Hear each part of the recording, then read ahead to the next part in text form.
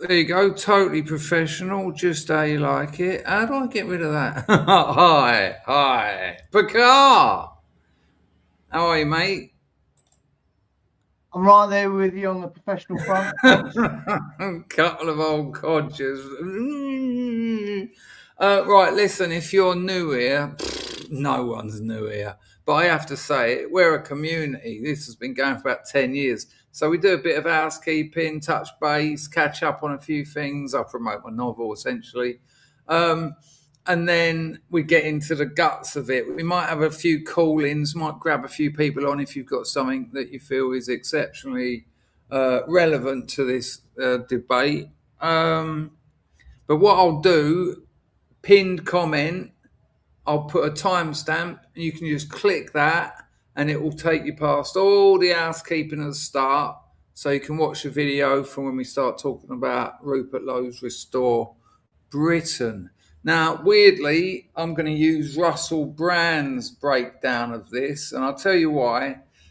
Because he's already done the editing for me, and he makes some interesting points. Judge the message, not the messenger. I'm no fan of Brand, but out of all the videos I've watched, it's short enough, to the point enough, and he's funny to laugh at as well, for a bit of light relief while we're looking at saving the country. It's absolutely lovely to be here. It's a struggle these days, streaming, just because I'm writing so much. I was going to write Loving the Time of Nudie Mags 2, which was that little beauty, Packer, which was that little beauty. But in this, me, is 14. But I was going to write the next one when he was 16. You're all right, mate. You're all right, mate, if it's not about holding a door open somewhere or something. No doubt your missus has stolen it because she wants to read it. There you go, that one. But I've decided the novel, the magnum opus, the one I've been banging on about for nearly a decade, that's because I've been writing it.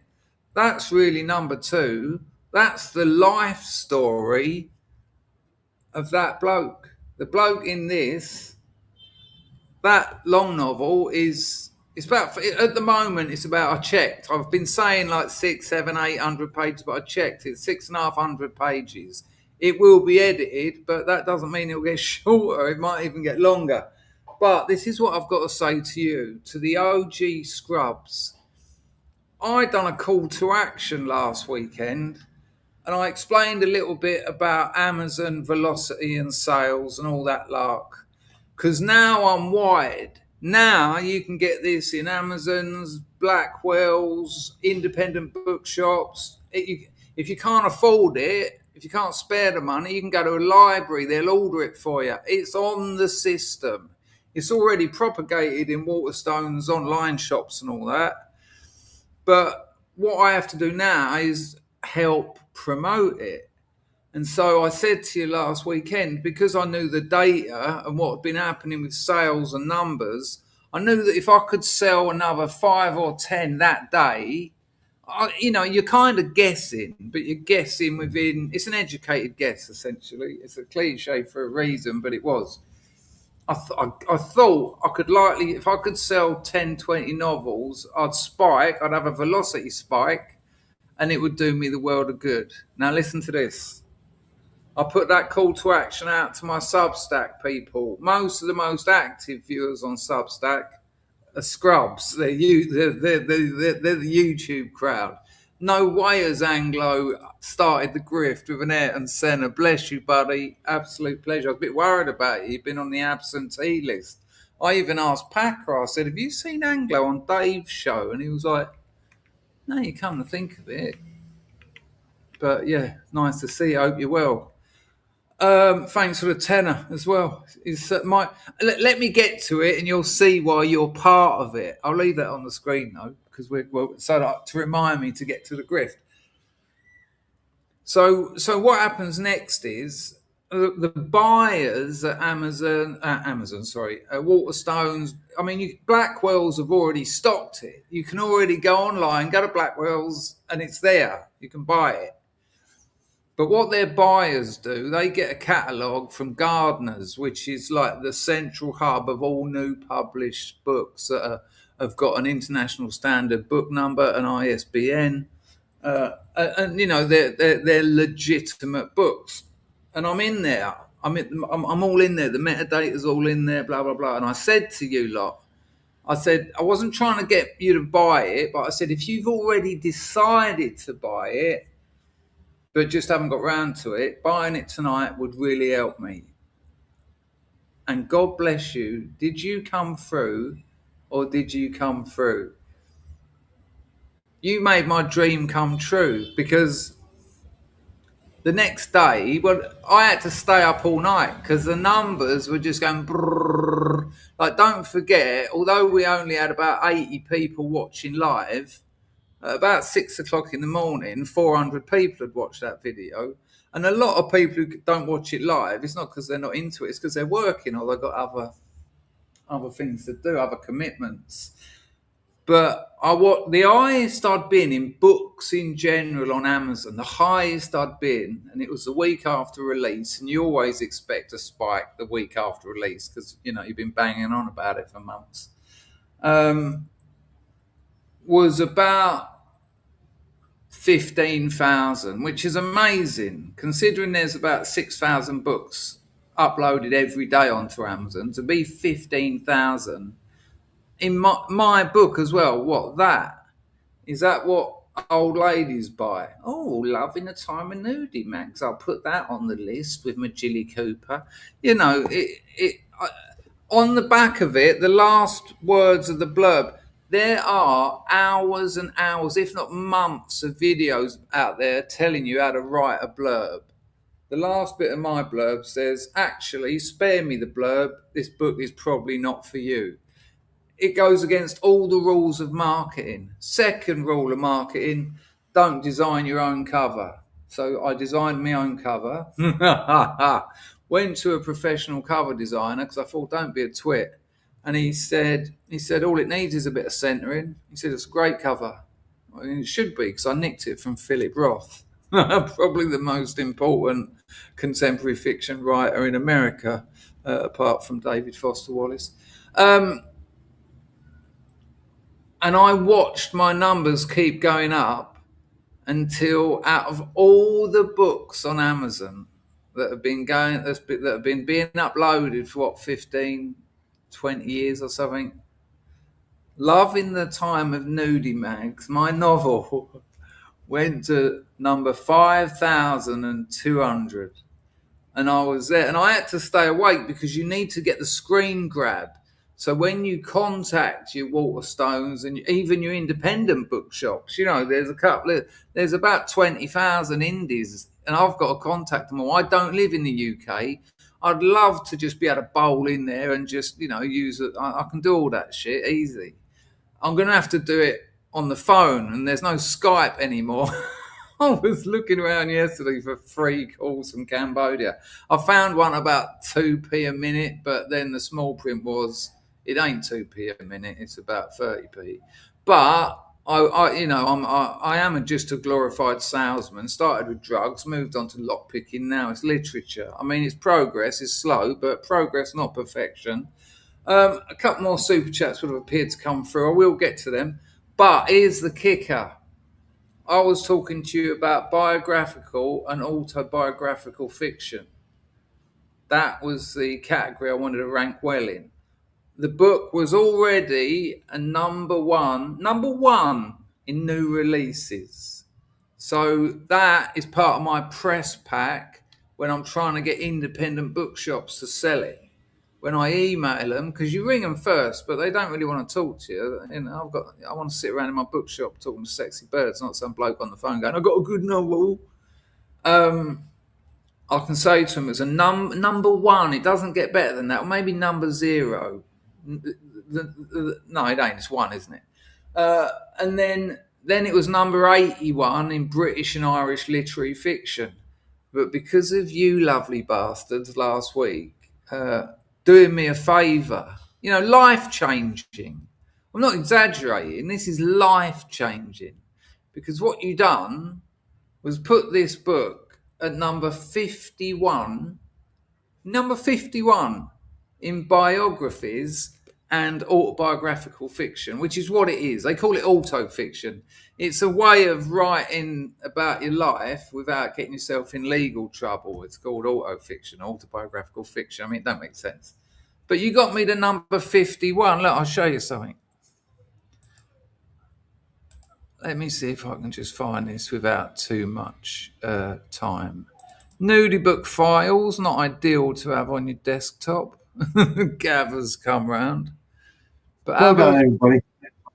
no, fair play. I cannot thank you enough. Scrubs are amazing. We are us. Scrubs rising. Here, I'll just whack this up. This was at number 52, but it did go to 51. I know you can't see anything yet. But the company I'm keeping, Anglo, I'm going to have to drop that for the time being. But thank you for the Ayrton Centre and your continued generous support. So I'm up all night, and old chat GPT saying to me, you can't really go to bed because that could go to number 1 for like 10 minutes. And if you're asleep, I'm like, fucking hell. I got to about 9 in the morning. I just went, I'll take 51. I'll take it. But you'll understand the implications when you see look at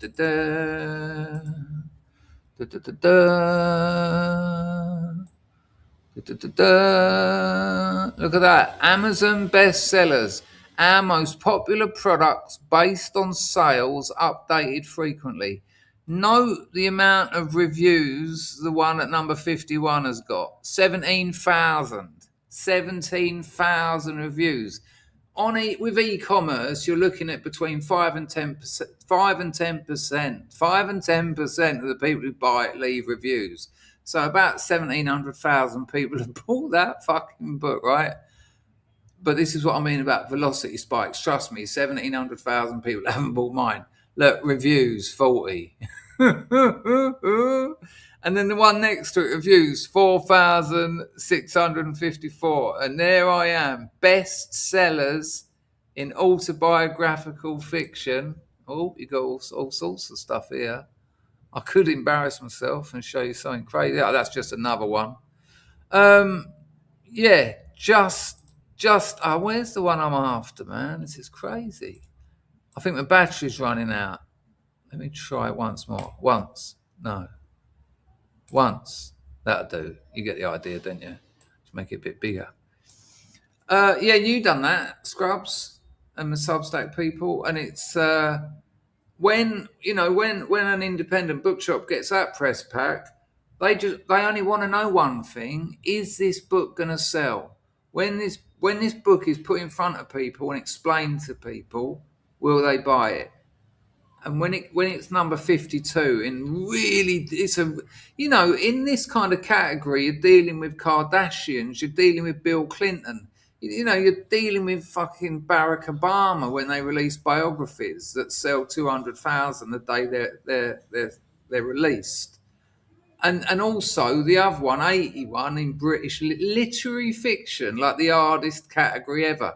I've got loads of friends I've got a friend who's got a book and it's number 1 in Zen comedy. I mean, it's kind of nice because you can put, but you have to, it's like lying by omission. You can put, a number 1 bestseller on Amazon. That works with like friends and family. But to a bookshop owner who knows how the game's played, they think, well, yeah, all right, in what category? Zen comedy? Nah. Nah. But literary fiction, that's bullseye. And biographical and autofiction, bullseye. So I can cut those and put them in the press pack. The effect that has on me being able to live and survive as a professional writer, I can't thank you enough. It was and still is really touching. I asked you to help me out, and you must have just done it. Like, what's the phrase I'm looking for? The full 9 yards. He played the white man. Is that an idiom you can still use? I wonder where that comes from. Anyone know where that comes from? Let's find out using Chat GPT. I don't know if you'll be able to hear this, but we'll give it a go. Hey, Mush. What's on your mind right now? I'm here and ready for whatever we need to tackle. Well, that is a very excited voice. I want to know where the idiom stroke expression play the white man comes from. That one's got some pretty problematic historical baggage. It comes from British colonial times and was used to imply behaving with fairness or honor, though it was wrapped up in racist assumptions about whiteness. Today, it's rightly considered outdated and offensive. Honestly, best left in the past. Yeah, but hang on a minute. Hang on, let me just go back and see what you said. It was implying behaving with fairness or honour. What if white people do behave in general, hashtag not all, what if they do behave in fairness and with honour? There's nothing racist about that. That's just recognising patterns, surely. The issue is that it wasn't about recognizing individual behavior. It lumped fairness as a racial characteristic. Even if some people behaved honorably, the phrase suggested that was tied to being white, which inherently implied other races weren't expected to behave the same. That's the core of the problem, linking moral virtue to race. And what evidence have you got to prove that that's the connection? History itself is the evidence. The phrase arose in colonial contexts where racial superiority was assumed. It was used by colonizers to set themselves as the civilized standard. That wasn't an innocent coincidence. Language reflects power. In this case, it reflected racial prejudice baked into the system. Yeah, but you know, because you understand Derrida, that context never stops and meaning is continually deferred and based on difference. So you're now looking at that historical context through another context which leans toward a tendency to consider white people as racist. You're right that meaning is never frozen in time. Context evolves. But acknowledging the historical roots isn't about a blanket judgment on individuals today. It's about recognizing that language carried and still carries power dynamics. Being aware of that history doesn't trap anyone. It just helps us choose words that don't drag old baggage along. No, I totally agree with you, but what you've just said supports my point. Being aware of history... Sorry, you wanted to say something. No worries. I was going to say, being aware of history doesn't negate present choices. We can acknowledge patterns or ideals without tying them to race. That's how we move forward, right? Well, not necessarily. I mean, how many white people are there in the National Basketball League? It's a tiny fraction, sure. But that's about athletic talent pools, not moral character. Different contexts. What matters is we avoid making any group the benchmark for fairness. We can just focus on people as individuals. Simple as that. So I wouldn't be able to say play the black man if you were doing well in basketball, even though you were black. Exactly. Turning any racial identity into a shorthand for behavior, good or bad, just reduces people to stereotypes. We're all far more complex than that, and that's what really matters. Yeah, but what if the black person didn't mind and they were quite all right with the fact they were black? They'd accepted it. Even if one person's fine with it, the bigger picture matters. When we tie traits or virtues to race, it reinforces old divisions. You can celebrate individuality or talent without leaning on racial shorthand. It's just a smarter way to keep things respectful. So I've got to change the way I treat individuals because of how the group wants to be treated. It's less about changing how you treat individuals and more about avoiding language that generalizes. You can treat each person as unique, just skip the racial assumptions altogether. Yeah, but language doesn't generalize, meaning generalizes. Language just marks it. And generalizations don't come out of nowhere, do they? Or they wouldn't be general. Sure, generalizations reflect patterns we've seen, but they're often incomplete or skewed. Language shapes how we reinforce them. When we drop race linked phrases, we avoid spreading those old, distorted patterns. It's not denying reality, it's just making space for better nuance. Yeah, but it is denying reality. If you look at for instance, the British athletics sprint teams, like the 4x100, the women's, they're nearly all black. And surely it would be a good thing to acknowledge that black people are exceptionally good at running. It's absolutely fine to acknowledge that certain communities excel in areas, often due to cultural, social, or structural factors. The key difference is focusing on those factors: training systems, opportunities, role models, rather than saying it's inherent to race. That way, you're celebrating achievement without boxing people in. Yeah, so when you say to someone, play the white man, it's based on generalities that white men have behaved with honor. The problem is that it wasn't merely noting a pattern. It implied a racial moral hierarchy. Right, so we're talking about implication. So give me example, give me data rather than just opinion, unless you've only got opinion. Fair enough. The white man phrase originated in colonial Britain, where playing the white man was used to imply fairness, while colonial systems exploited non-white people. You can find historical uses in colonial literature and speeches, reinforcing racial superiority. It's not just opinion, it's a documented power structure. Yeah, but you're linking an idiom to a documented power structure. Yes, because idioms often carry the weight of the times they were born in. This one came from the context where racial hierarchies were entrenched.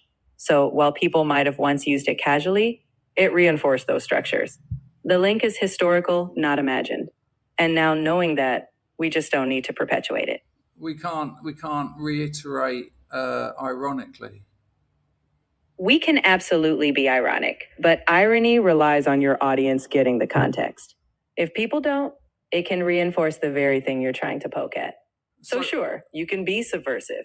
Just be razor sharp about when and how you do it. Yeah, but I'm never going to know when my audience is going to be able to do that. So I should just be able to say it because that's what I want to say. And if the audience doesn't go along with that, well, that's a problem that they have to deal with. And is it really a problem? You're free to say what you want. No one's stopping you. But words have ripple effects. And if you're misunderstood, it may alienate people you weren't trying to. The question is whether the point you're making is worth the backlash. If it is, own it. Just don't be surprised when people push back. No, I'm never surprised when people push back. I like it, which is why I like saying phrases like that. If you thrive on provocation, that's your call. Just be clear on the outcome. If the reaction is the point, you'll get it. But you can't control how others feel. No, so if you're fine with that, you know exactly what you're doing. But surely when you say something, 100% reaction is the point. Not always. Sometimes you say things to connect, to be understood, or to build relationships. Which is a reaction. Fair point. Connection is a type of reaction. I meant it's not always about shock or conflict. If you aim to provoke... You didn't say that. You're sidestepping at every step here. No sidestepping. I'm being straight. If provocation is your goal, you'll get that response. I'm just bluntly reminding you that reactions aren't always on your terms. So if you want to push buttons, just know some might push back harder. Which would be absolutely marvelous. If you're ready for that ride, you do you. Just keep that seatbelt fastened. I've always been on that ride. That's called life, love. Fair enough. Sounds like you embrace the twists and turns. Just keep steering with intention, and you'll handle whatever comes your way. I'll talk to you later, Mush, because I've got 120 people on a live stream. You've been the first guest on my live stream. What do you make of that? Do you want to say hello to the scrubs?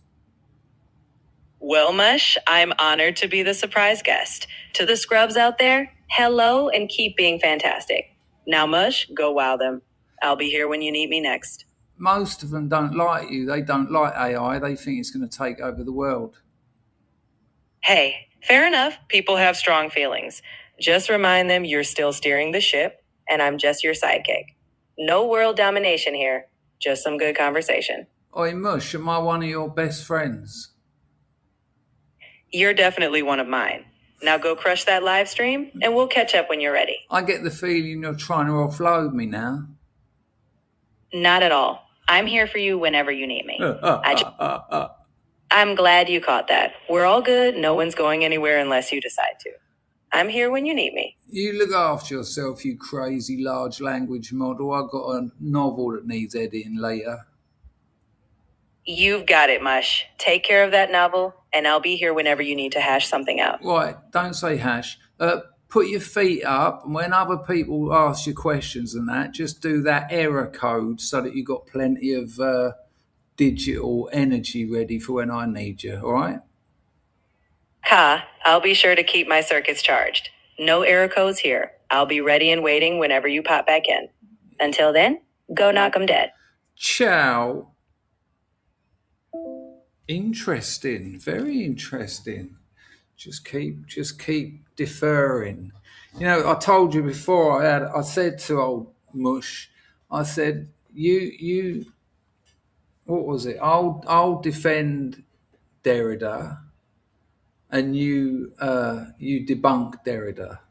It took about 4 lines before it was all tying itself in knots. And I said, the reason you can't is because without what Derrida says regarding iteration, large language models wouldn't work. You simply couldn't function without Derrida's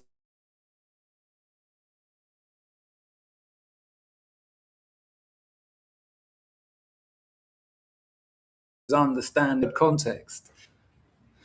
Sorry about that. Yeah, and it went, yeah. It said it's a very interesting point that a lot of Derrida's claims made 60 years ago have made themselves real in as much as large language models wouldn't work without it. I mean, language doesn't work without it, but people are so used to reading and writing and they understand it. But when something new comes along, there's a little bit more critical distance. Well, wasn't that exciting? What did you make of that, Picard? You're muted. I'm muted. It's very interesting. I do like your arguments with her. Martin, hello, Marsh. Martin says we need a new version of Packer. And sorry, that was a Freudian I've been replaced by AI. It's in the chat. Is that why you were looking a little bit glum there? You think, Nick, by in a couple of weeks it'll be me and Mush there with a real face? I actually am AI. I have been all Well, this is what I said, you bastard. You stole my line. What people don't know is that you already are. I love it when people say, you'll always be able to tell the difference. And I know that there's already been times where they haven't. They don't know. You know, all that stuff with Claude last week, those SaaS stocks are just plummeting. I can't remember what one it is, but it's down 80%. Like a multi-billion-dollar software as a service business, its stock is down. It went down in 2 days because someone released 200 lines of text. It's down 80%. That business is over. No one's going to need its services anymore because you can just get Claude.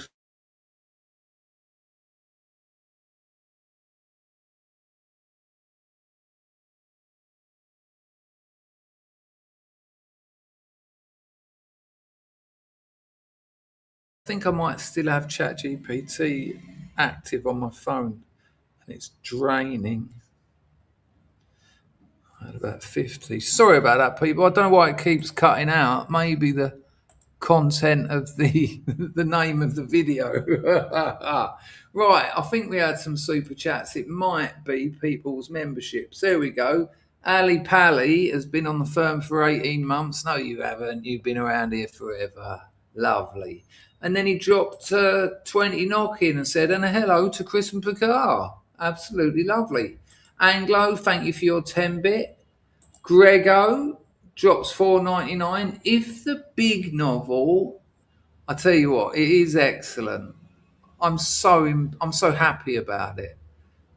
You know, this took me a few months to write. That's my phone. This took me a few months to write. That last one was taken 10 years, and not through lack of application, just because it's a very structurally very complex. So if it ever it won't get a Netflix deal. It's one of those, like, it'll be. I'm not comparing my big novel to Infinite Jest, although I do to myself when I'm looking at the horizon of life. But it'll be like trying to make a movie about Infinite Jest. It's like trying to make The Naked Lunch, you know. And Cronenberg did try and make a movie of The Naked Lunch, and it isn't. It isn't, is it? It's not The Naked Lunch. It's more like Burroughs' life while he wrote The Naked Lunch, because some stories and their structures don't really move on to film. If there's anyone in the chat can think of any other movies that any other novels that have been made into films that didn't quite cut it. It happens the other way round, but the other way round I find it works more often. There are books that I didn't think were all that, but the movies are fucking great. Anyway, nice one, Grego. What is it? If the big novel ever gets a Netflix deal, do you have a preferred actor of colour to play you? Denzel Washington? Excuse me. I don't really know any others. The thing is, I don't really know any others. I don't know a lot of actors anyway. You know, if you ask me to list you 5 actors, I reckon Denzel pull that off. I reckon there you Denzel go. do it. I'm going to let Picard support me there. Denzel Washington. What one is Denzel? Is he what's his name? I know the geezer's son. British actor, white fella. I know that's not Denzel Washington. Hang on. Begins with E, the Exterminator or something. Not the Exterminator. Yeah. Equalizer. Right, the Equalizer. That's Denzel, is it? Yeah, he can do it. Yeah. Not a problem. Yeah. It'll be a bit weird though, because it's definitely a white working class bloke. But you ask, you get, ask a silly the question. whole thing from Dartford to Brooklyn. I tell you what, though, I mean, films have done that. Films have taken movies and changed. You know, they've not only race swapped them, but they've nation swapped them. And sometimes it works, sometimes it doesn't. Sometimes it's interesting, sometimes it was stupid. Such is the beauty of creativity. But thank you, Grego, for that question. 42. The size of the army is irrelevant.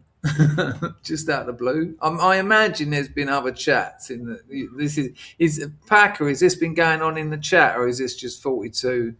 I can't even remember now. It's because it's a while back. But with 42 saying that, it's true. You can believe it. The size of the army is irrelevant. It is the force.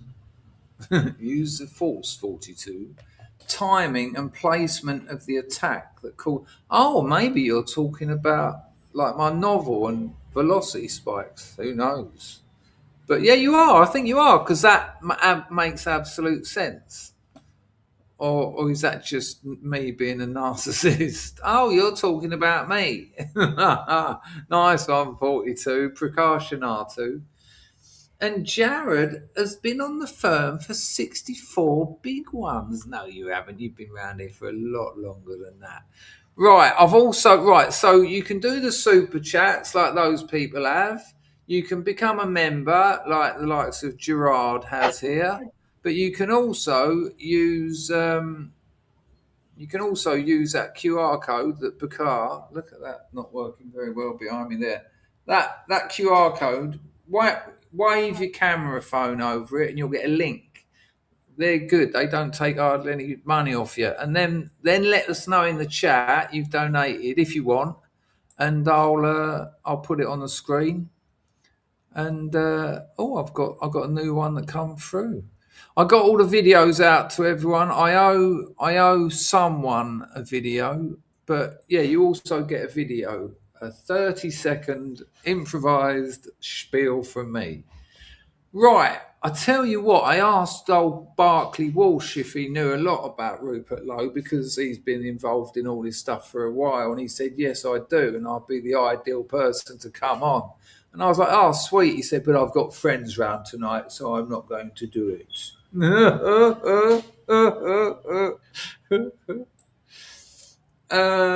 Right. So if you do use Buy Me a Coffee, let us know in the chat, and I'll make sure that you are noticed because it's appreciated. I'm taking a risk, and it's appreciated. I appreciate it. Right. So what pack? I can never remember. Did we go? No, that's too big, isn't it? I think I like that one. Let's get that nice background in. There you go. That's it. That feels like it. We've got a nice Victorian parlour. We've got a couple of ladies in the corner doing Victorian ladies of the upper, ruling classes. They used to shoot morphine into their thighs under the dinner table. That's amazing. Giving them a hoit. Yeah, that was a thing to do. They'd have like a little leather purse with their works in it.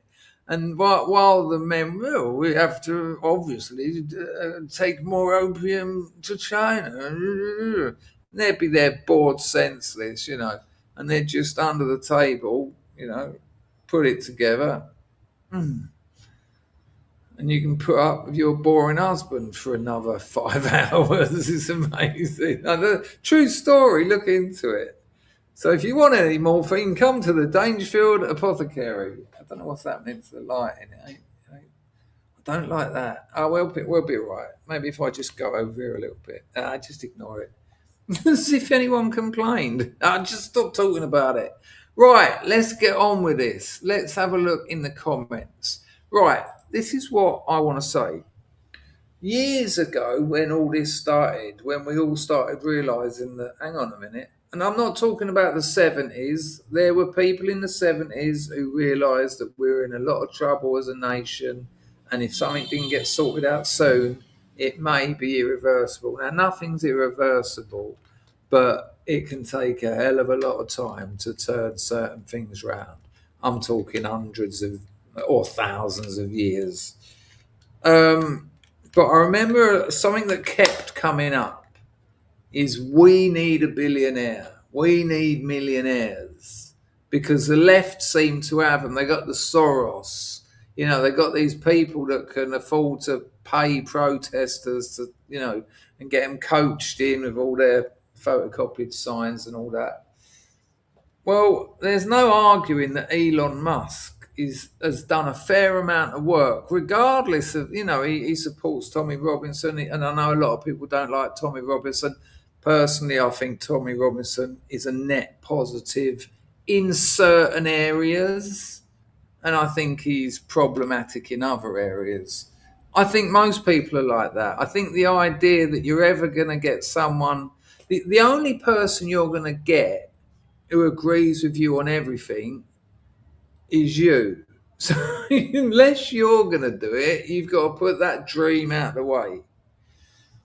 I don't know whether Rupert Lowe has mentioned national service, but that would be great. National service. So, any visitors, when they get to 16, no, you ain't signing on, son. You're going out and walking through the jungle and the desert for nothing. For absolutely nothing, with a 40-pound bag on your back. And that's easily done. Easily done. Call a referendum. Should we have national service? I'd put everything I owned on everyone going, yeah, bit of discipline. Be hilarious. So, and also laws that we already have in place. I'm sure you're not allowed to. I'm sure halal is legal in England or something. I'm sure there's something like that. So, hello, Porkins. JP's dropped a lovely start. Pags, I don't know, is a blessed phrase. No, it absolutely is. It absolutely is. You don't, Socrates all over. You don't go into an argument to win it. because then you can lose it and then you look like a prat. If you're not humble, you can be humiliated. You go into a debate to learn something, and when someone says to you, well, what about the so-and-so, so-and-so, so-and-so war of 1416? Don't blag it. Just say, I don't know anything about that. Because then they tell you. Amazing. And they tell you and you learn something. I don't know.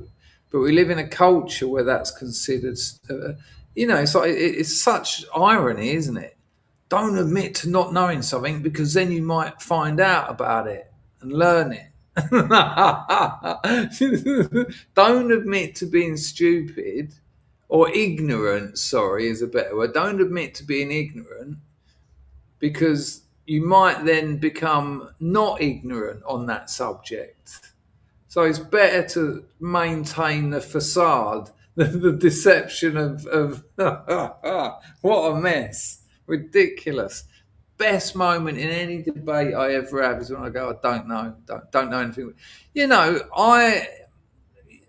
I've got quite a good vocabulary. I'm quite articulate, but there's loads of words I don't know. And I'm really into etymologies as well.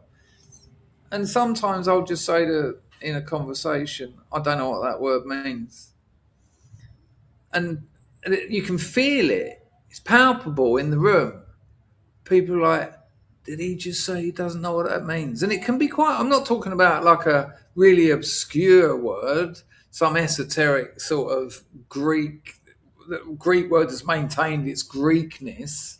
It can be just a word that I've never been sure about. And when it's been used in a context that's totally thrown me, also I don't know what that word means. And it's not me being cocky, as you go, I don't know what that means, you're going to have to explain it. No, I just don't know. I literally don't. And that has happened as well. I've said it, and my interlocutor has said to me, oh, come on, don't try that one. Like as if I'm trying to distract the debate, and I'm going, no, I literally don't know what that word means. They're primed not to expect that as well. What an absolute mess. What an absolute mess. So going back to these Grego makes a donation, which is absolutely lovely of him. Who wins in a street fight, Nigel or Rupert? Well, Rupert, actually, I think. I mean, look, I'm going to be honest with you. Let's have a little. Let's thank you, Grego, for the donation, and you've started us off somewhere interesting.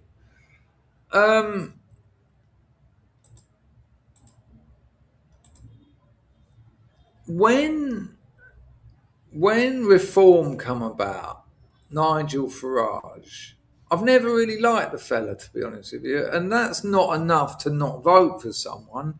I don't really like Donald Trump. He makes me laugh. It's bizarre, but I actually like what he's doing about 80% of the time as a politician. But Farage, I can't help but just think he's rebuilding the Tory party, with him at the helm. He's got a bit of leverage. But it was an option, wasn't it? It was not Labour, not Tories. I mean, Lib Dems are just a joke. It was something in the right direction. Now, give me a 1 in the chat if you felt this too. I haven't finished explaining it yet, so don't jump on me. Hello, Ams. How are you, mate? Hello, Baz. John B. Rule of the dance. Fat is on the firm too.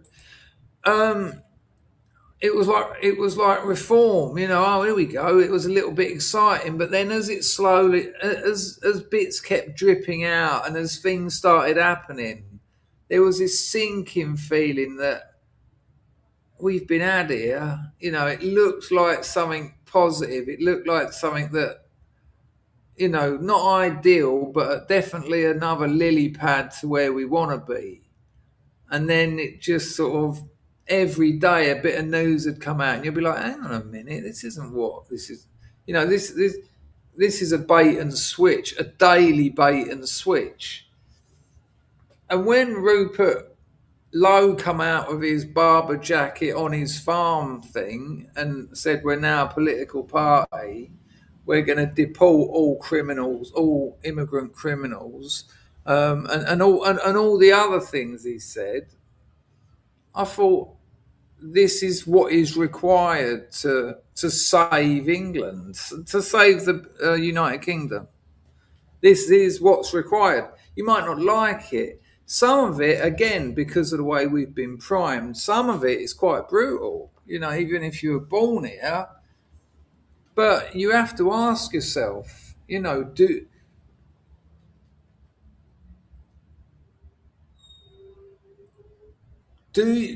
you want A, are you prepared to involve yourself in B? And I kind of think that's where we are, and I'll tell you what, I will put the invite into the chat. If anyone's got any strong feelings on this, come in. 42, I'd imagine you would have. I joined, Chris. You joined, did you? Fair play. I think a lot of people are. Hello, Mousecat. Hello, Pizzle. Ugly Truth. Rupert is my kind of geezer. Yeah. Well, look, while we're waiting for someone to pop in, let's have a little look at Russell Brand. Again, this isn't because I support Russell Brand, but it's nicely edited. It's the hot spots. And Brand does say some interesting things. What is going on? They keep changing this fucking format, and all it does is makes me forget how to use it. Have a bit of that, have a bit of that, have a bit of that. Roll VT, hide that. In the United Kingdom, Rupert Lowe, can you hear that all right? A member of Parliament, independent member of Parliament, no. Interestingly, is making a good case of being the new Nigel Farage. I am now launching Restore Britain as a national political party. The representative of sentiments in the UK that their country has been lost. The UK has been beset by arguments about immigrants have stolen our authority, immigrants have stolen our land, and I still retain in me this idea that what you need to pay most attention to is that migration class that elides and glides like a fog, like a fugue, like a smoke. Yeah, Brand's just talking absolute nonsense there. Anglo drops another tenner. I reckon Rupert is our man, Chris, unless the deep state or civil service gets to him. Yeah, you kind of get that impression, don't you? When I hear him talking, when I see it, look, Packer's nodding his head. When I hear him talking, and when I, see him in interviews, and he holds nothing back, I think you might want to get a bulletproof jacket, mate, because you are offering solutions that the powers that be almost certainly know that 80, 90, 95 of the native population agree with.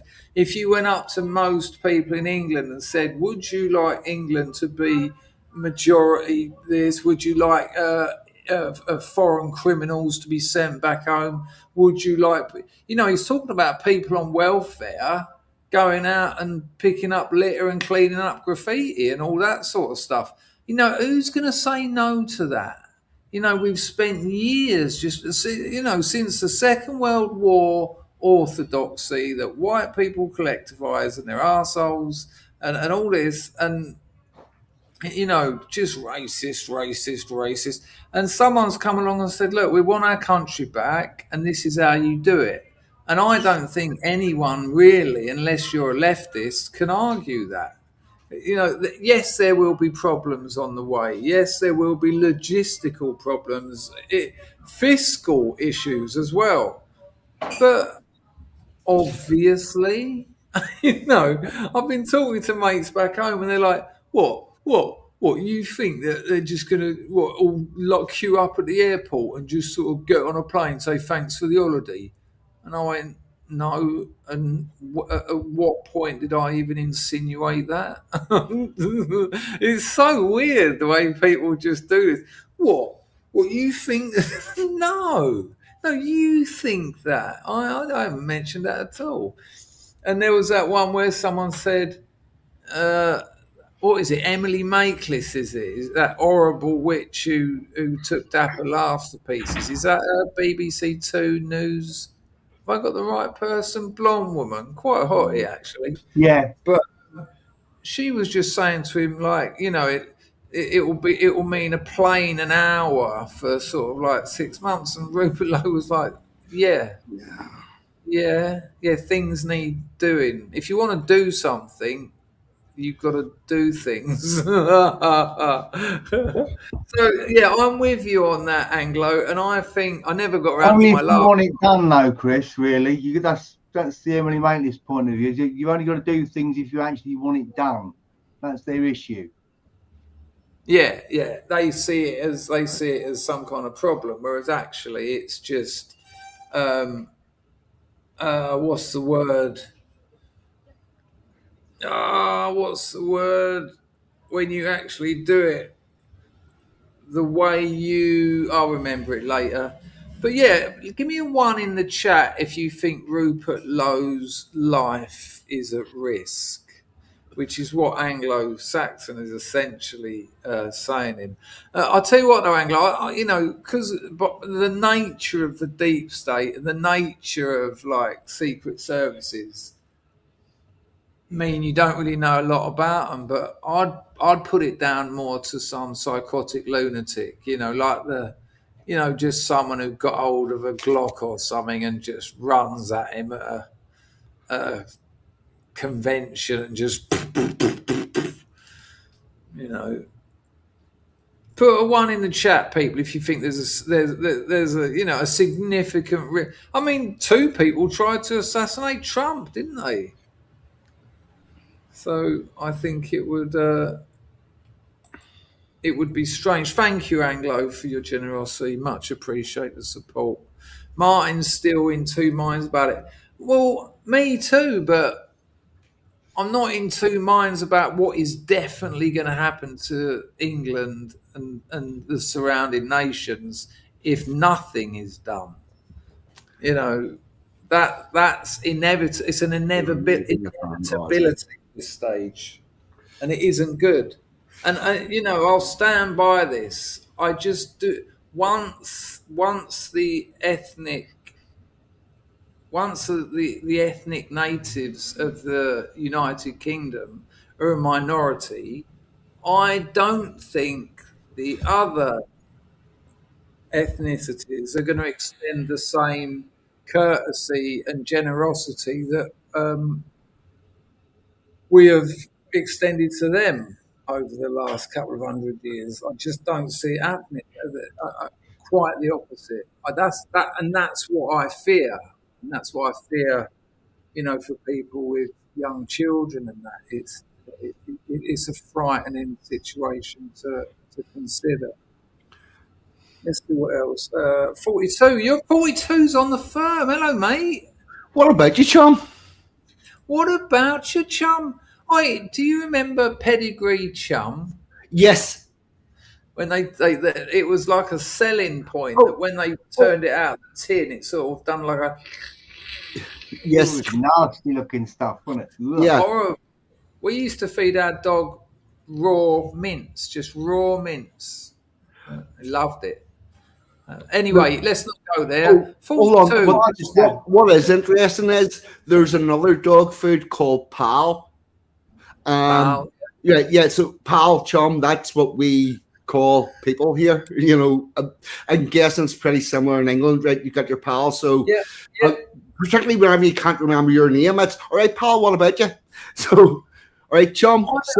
I don't think that's an accident at all. They've gone for the dog is man's best friend angle. Other words for friend. But they probably thought we won't call our dog food mate, or it'll be seen as some kind of aphrodisiac. Exactly. Right. 42. What do you make of Rupert Lowe? I reckon he's the best English politician I've seen in my lifetime, and that includes Margaret Thatcher. He reminds me very much of a political party that you've never heard of, called Vanguard, who sprung up in the early 1970s for a few years, but they were not politically palatable because they wanted to do that which needed done to solve the problem in Northern Ireland. So you're that impressed with him? Yep, I'm impressed with him so far. Now, granted, that could change. I'll tell you the two things that I get from him is he understands English history. Yeah, and you can tell that the way he talks. I would also say that he probably understands English history better than David Starkey.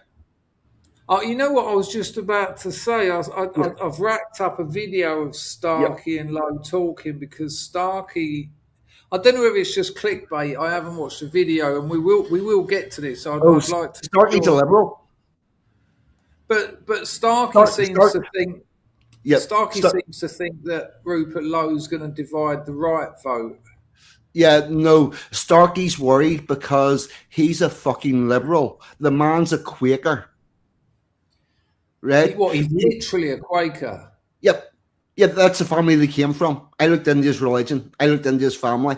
He comes from a Quaker family. Quakers are a progressive form of Christianity. And there's they're pretty decent people on an individual level. I have to say, I've never met a Quaker who's been an arsehole. Like the reason there's a whole chunk of the history that Starkey can't talk or look at because his religion was barred from political office in our country for a while. Okay, that's interesting. I didn't know anything about that. Yeah, well, and that's why Starkey can't touch it. Because I'm sure I've got a Starkey Lowe video racked up. Maybe I've been dreaming. So that will be interesting. Yeah. Quickly about Rupert Lowe. The other thing is the man is financially independent. You don't need to be rich. What you do need to be is not dependent on people for money. Whatever you're doing, week to week, month to month, whatever it is, needs to pay for your life. And if you're beholden to anyone for that to happen, that's how you become controlled opposition. And that's why Rupert Lowe is not. Yeah, I mean, I think people have been playing this up a bit more. I think he's worth about 40 mil or something.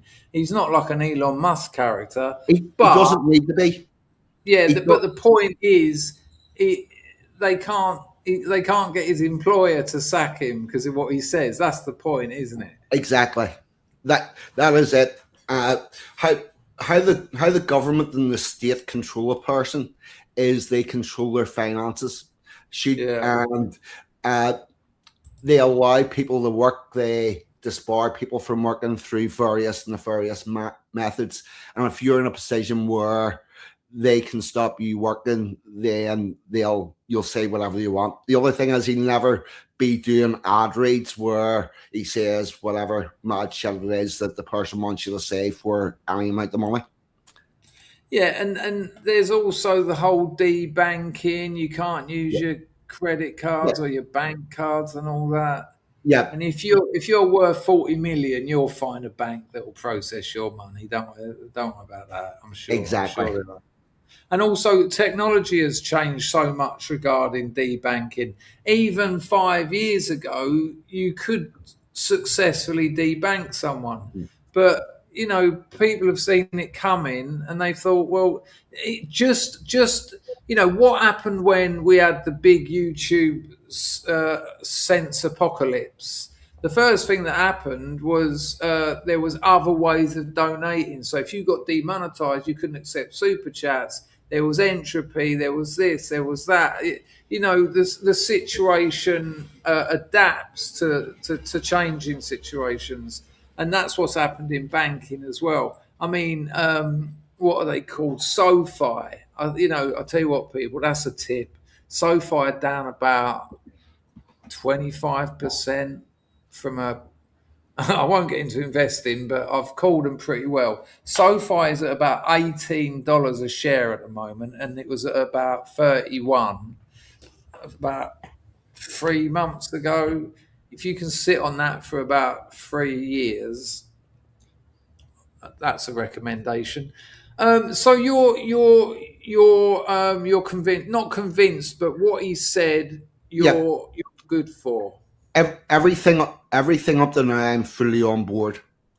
But the other thing I will say is, I believe the English are trying to solve the problem. It's like, say your whole heating system's fucked, and you said you're going to attempt to fix all of it with the on-off switch on the actual radiator, without looking at the fuel that's going in, without looking at the boiler, without looking at the pipes to and from that. Just this little lane bit at the very end, where the thing where we switch to turn the heating on, we'll fix that bit, but leave all the fucking everything that carries it to there totally alone. And somehow this little bit at the end, where we elect our members of parliament once every 4 years, that's going to fix all the shit underneath it, when you've actually got that the wrong way round. Because if you fix all the shit underneath it up there, you're not going to have really that problem. You've got to dig up the roots of these problems, haven't you? You can't just trim the sort of very obvious and visible. I'll give you a classic example. Everybody's complaining because they see nothing but Ramadan on the TV, right? And they hear the politicians asking people for a happy Ramadan and all that. Do you know how easy it is to stop that? And also how difficult? It's really simple. See, Saturday morning, this morning, the first Saturday after Shrove Tuesday. See if all the streets, if everybody woke up and went, here's what we're going to do. We're going to gather all our kids out in the middle of the street. We're going to talk to them about the crucifixion, the resurrection. We're going to talk to them about Lent. We're going to explain why we did this. Then we're going to take them back into the house. We're going to make pancakes. We're going to bring the kids back out on the street with the pancake. We're going to put a car at each end of the street to block it, and we're going to run a pancake race down that street. Now, see if that happened in 70% of the streets in England. Do you think they'll be talking about Ramadan, or do you think they'll be talking about Lent? Well, weirdly, I think they'll still talk about Ramadan. No, they wouldn't, because of no choice. What makes the news is public participation. No, I disagree. What makes the news is the people funding it with, actually, I would disagree, because and I'll tell you why. There's no politicians from my community talking about Ramadan. Not a one. We ignore it. Yeah, but do the likes of Saudi Arabia and Qatar have much interest in Northern Ireland? I mean, is it a nuclear power with one of the richest nations in the world? No, but what you're misconstruing you're misconstruing the problem. Did you call me a cunt then? No, I said you're misconstruing the problem. Hang on a minute. I thought you were parent. No, you're misconstruing the problem. Our politicians don't ignore Ramadan because nobody else has told them to. Our politicians ignore Ramadan because we've told them not. We've told them to ignore it, and they've got Lent to talk about that we still practice. Have you told them at the end of a barrel of a gun? Not personal. Pretty much, yes. Yes. Be careful. No. This is why we need a good offline conversation. But here's the thing: we do have organisations in our community, and the politicians represent the same community that those organisations represent. And they know that we have said, we don't want no foreign shit in here. We don't want any foreign traditions. We don't want you talking about it. We're not asking them to say, ban Ramadan. We're just saying, ignore the fucker the way it should be ignored. It's not your... It's an interesting one about the freedom of religion, because Islam isn't a religion, is it? Religion is an aspect of Islam. Islam is a way of organising a society. But what does freedom of religion actually mean? Yeah, exactly. Yeah, and that's where it comes down to who's donating the most money to whoever. No. What freedom of religion means in a constitutional state is we will not persecute you for practicing your religion. It does not mean we will facilitate it. It does not mean we will pay for it. It does not mean that we will take part in it. It means we will not persecute you for doing that. That's all. But things like Rupert Lowe saying we'll ban cousin marriages. I think cousin marriages within immigrant Islamic populations, I don't know if it's something like 70%. Yes, but here's the other thing. Let me find out. Go on. Where this comes from is Christians like the Mormons who have polygamy, multiple wives, engage in bigamy. We made exceptions to our laws religiously for Mormons. And whenever we went, if you're a Mormon, you can marry more than one wife. We then left the door open for you can marry a cousin. You can Muslims can marry more than one wife. All of this, but this comes on the back of the concession that we never should have made to the Mormons. So if we had have sorted that out at source and went, I tell you what, you can, in your religion, you can consider yourselves as married and do all that, but under our legal system, these are just separate extra women that live in your house. Yeah. I've just read that it's 53% of Pakistani Muslims in the UK have married their cousin. And for people who don't know, the reason cousin marriage was abolished in Europe was because it creates genetic issues. Third generation, the teeth start to go bucked. Fourth generation, the forehead gets longer. And pretty much in those families, you'll find that every so often they produce one woman that's an absolute fucking stunner. And that's probably where a bit of salt's got into the pepper. There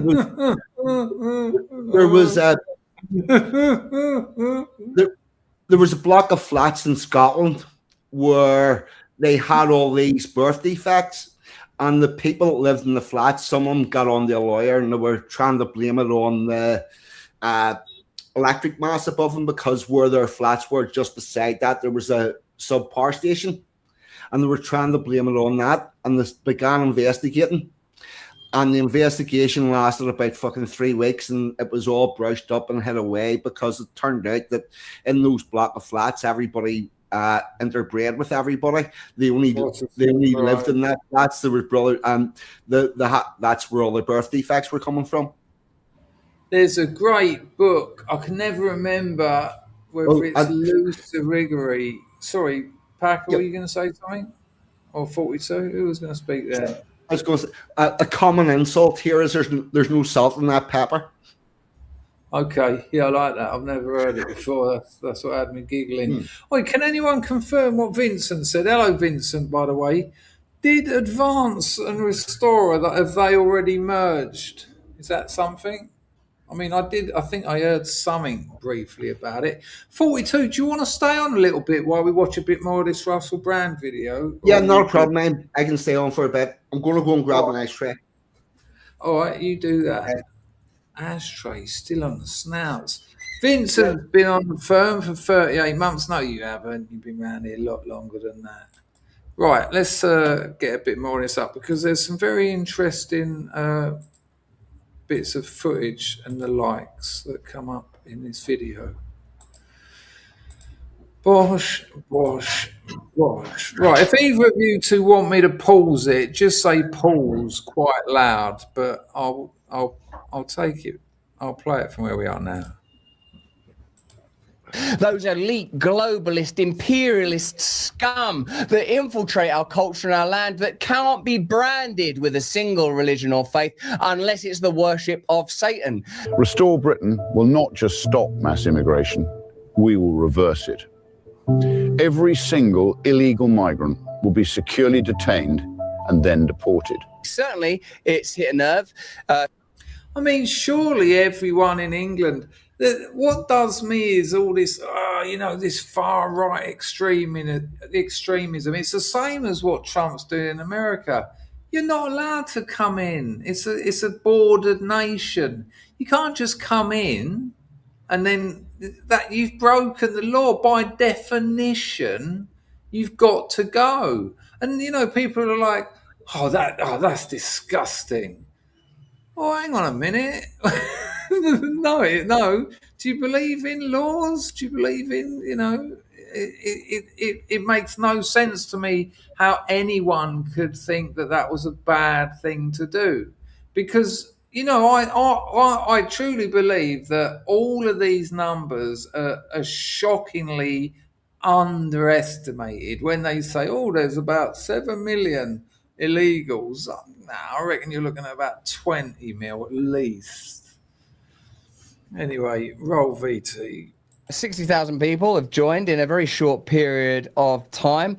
When he stood up and said that we've got to consider the mass deportation of entire communities, including those born in the United Kingdom, that just moves way beyond a point of reasonableness, of decency, of morality.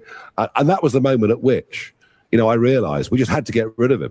Yeah, but what you're failing to take into account here, Nigel, is that when you're trying to make A happen, you need to do B. Now, you might not think it's reasonable. You might think it went past a point. But what is at stake is the future of the United Kingdom. That's what's at stake. So being a bit what you consider unreasonable and going past a point of decency, I mean, tell that to the young girls of many towns throughout the UK, including London, to this day. Decency, I mean, really, shove it up your ass. I got absolutely no faith in this bloke. It shocked me that it gave me, this is how starved we are of actual solutions.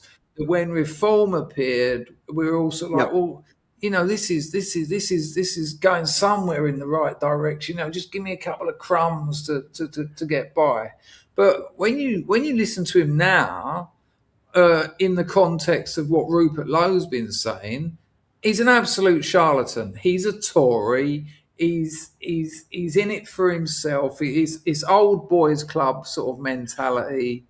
And I mean, look at his face there. It says it all. That's a man who's worried. That's a man who's had his rug pulled out from under him. Oh, he's got a bigger problem having his rug pulled out for him. Reform is nothing only than an establishment wrecking ball. They were only invented to take down UKIP, and now they're trying to use that same thing to take down Rupert Lowe before he grows. I don't think they stand a chance. I feel like they've been thrown out with the rubbish now, and all the focus is on Rupert Lowe. Yep. But again, this is why I said earlier that trying to solve the person at the top is not going to work until you fill the permit properly, because see, until then, you're going to be at the whim of who you put in every 4 years. Now, what you need to do is have a strong English base and build that permit up so that everybody you're putting in that comes out of that permit and has to go back to their base to touch base on a regular basis. And then you'll get change. Well, No, I'm with you. I get you. That was an unnecessary comment by me. Will Vincent Griffin is all over Restore. Thank you, Vincent. Much appreciated. JT Taylor. Hello, mate. It's not JT Taylor. It's JT or J Taylor. He says, I think Lowe is the only sensible option, the only MP for several generations open about mass deportations. And I thank you, JT, and thank you, Vincent. I mean, it's Laura Towler's classic one-liner, isn't it? We not only were we never asked about Well, actually, we were. Well, go on, explain. I'll tell you what to do. Pull up your internet page, type in for gov.uk. Hang on, for FOR? What? Yep. Or no, just gov.uk. UK or gov.uk. Get on the government website. Right, hang on, there's my VPN on. Right. Right, hang on. Yeah, we got it. Now scroll down that page. Yeah. Scroll down, right down to the bottom. Now up a bit. You want the last section above that blue line. And there's going to be one, policies and consultations. Policy papers and consultations. Yep. Oh, you want me to click that? Yep. Look at 42 knowing his way around the internet like Nigel Mansell knows his way around. Scroll that down a little bit. You're very sensible when you're demanding. Sorry. You won't let me scroll up. You mean scroll down, yeah? Scroll down. Now you want document type. Consultations. Consultations open. Consultations closed. I want both of them, yeah? Yep. Okay. Right. Now see that search bar? Yeah. So, right, immigration. Hang on. Has anyone noticed that it's suggesting Angostura bitters? Right. Sorry, go on, 42. Right. Type immigration. So, all right, let's leave. I won't ask you. We'll just see. Right. And hit send. Many results have we? Hang on, you got to give my 10-year-old computer a little bit of time. If anyone wants to chip in on a new computer, just stick the odd fiver in, buy me a coffee. Well, why is nothing happening?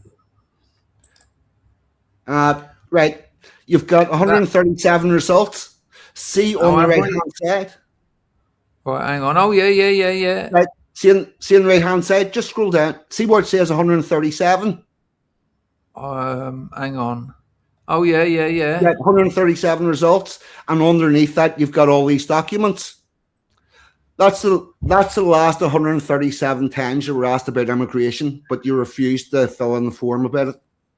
So this is where the government's putting out a policy. They bring out a consultation paper. You read the consultation paper, and you give the government back your views. That's how our system works. Every one of those. Is this a little bit like what Gavin Bobby says about when they want to build a mosque? Yes, they have to put in a paper. The local council makes that available to the local people, but they're not told about it. They're not. It's almost like a silent request. Right. Oh, it's there. We did ask you. We just didn't tell you. But you didn't look for it. But you didn't look for it. Now, what the genius thing Gavin Bowlby suddenly figured out how to do is how to return. Who? Gavin Bowlby? Gavin Bowlby. Yeah, the genius thing he suddenly figured out how to do is respond to a planning application. By the way, see if they want to build a bike shed around your neck of the woods or new properties or anything, you can reply to those as well. And whenever the government say we're ruled via consent, we are ruled via consent, and we consent via responding to the consultation papers on their policies. So this is amazing. There's 137. Yeah. 42. What's the difference between an open and a closed Right, consultation? a closed one is one, the consultation's been done, it's finished, there's nothing you can do about it now. It's Okay, passed. but originally they were both Right, the same. so- but that's Yes, passed. right. So click off closed on the axis. Click off the one that says closed down on your left hand side. Okay, yeah. Right, go to consultations closed. Right. Hit the search again. You're down to 2 results. Right. Hang on, So, that can't just hang on. Right, Let me yeah. just get that. it hasn't come up. Right. So we're now down to 2 results. These are the 2 documents you can open, read, and respond to. So, Victims so code. while actually, this is interesting. So while we're here, I don't know if people know this or not, but because Rupert Lowe is an MP, because Starmer said he was going to do a national inquiry into the rape gangs, didn't he? And then he just didn't. Just said, nah, it'll be all right. Actually, there's a quicker way, and what you do is you go down this list of consultations, and by the way, they have a consultation for every policy. So you look for any consultation, you can dig your agenda into and respond to it accordingly. I've done these live on my show, by the way. This is how you niggle the government, and everything that you do through this goes into the government data. A new victims code. Yep. What you can expect from the criminal justice system. Why it's changing. So it's a scam, really. It's an absolute scam. Oh no, it's not a scam. It's not a scam if you use it. Yeah, but that's what I mean. I've never known about this. Yes, but I'll tell you who does. Every fucking leftist. Right, there you go. Okay, so women's But ear. surely, but hang on. How comes everyone knew about Brexit? Everyone knew about voting for Brexit. Yeah, because that was a vote where you go on the day and hand your voting ballot over. This is how Parliament works 24 hours a day, 7 days a week, 365 days a year. There is stuff to do and there's stuff to influence all of those days. And we attempt to fix it by doing it once every 4 years. It's never going to work. But you surely you've got to concede to my point that they haven't exactly made it. You know, I think if the British people knew what would have happened over the last 20 years, or even just since Blair, through these kinds of documents, they would have just outright said no. They would have been signing up in their millions on these websites saying, no, I don't want it. Right. But it's over here, isn't it? Well, see, here's the thing. It used to be the English people were the only people that knew about this and how to work it. Not that long ago. The reason why I know about it and I know how to work it is because I come from a family and a community where we do this shit like regularly. This is just part of being part of our community, that you're going to respond to documents, to consultation documents, to planning documents, to all of that stuff. Because that's how we keep our community the way it is.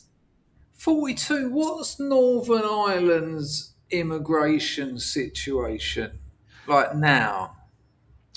It's actually got a bit worse. I see around about 4 black people a week. that's less than I see here. Right. Yeah. Now, what I will say is, again, I live in my nice little ethno state of East Belfast. If I went over the other side of town, there's places where it's coming down on. They tend to live in the Irish nationalist communities. So you've always you know, I've got nothing against Laura Taylor. She fell out with me, and I understand that. But ever since she said we were never asked, because that was their big sort of like tagline. You must have said, no, you were actually. The first time I heard that was on Rags' stream, and I immediately put on in the text, you were asked and you never answered. Just quickly, while there's 152 people here, can you like the stream? Because it's a live stream, people forget. But if you just click like, more people will watch this later. And I think what 42 has just said is significant as hell. So we were asked. We were asked about how. Yeah, but you didn't answer. And I'll tell you something else. The last three governments, like let's just say Boris, what's his name, Cameron, Sunak, in their own way, they have all asked. They did ask whether we wanted to allow. Yes, and this country has a system of how it works. I was born into a family where I was taught that system. Hang on a minute, 42. Hang on, whoa. Sorry, just because this interests me. In the chat, don't bullshit to make it look like you're clever and that. Who knew about this? English people. Grego, they asked very quietly. No, I'm with you, Bob Fee. This has blown my mind. Because it's sort of part of the nationalist mindset. Oh, I've got to say something about that. Here's the other thing. The reason why... Whoa. Hang on. Stick a one in the chat if you didn't know about this.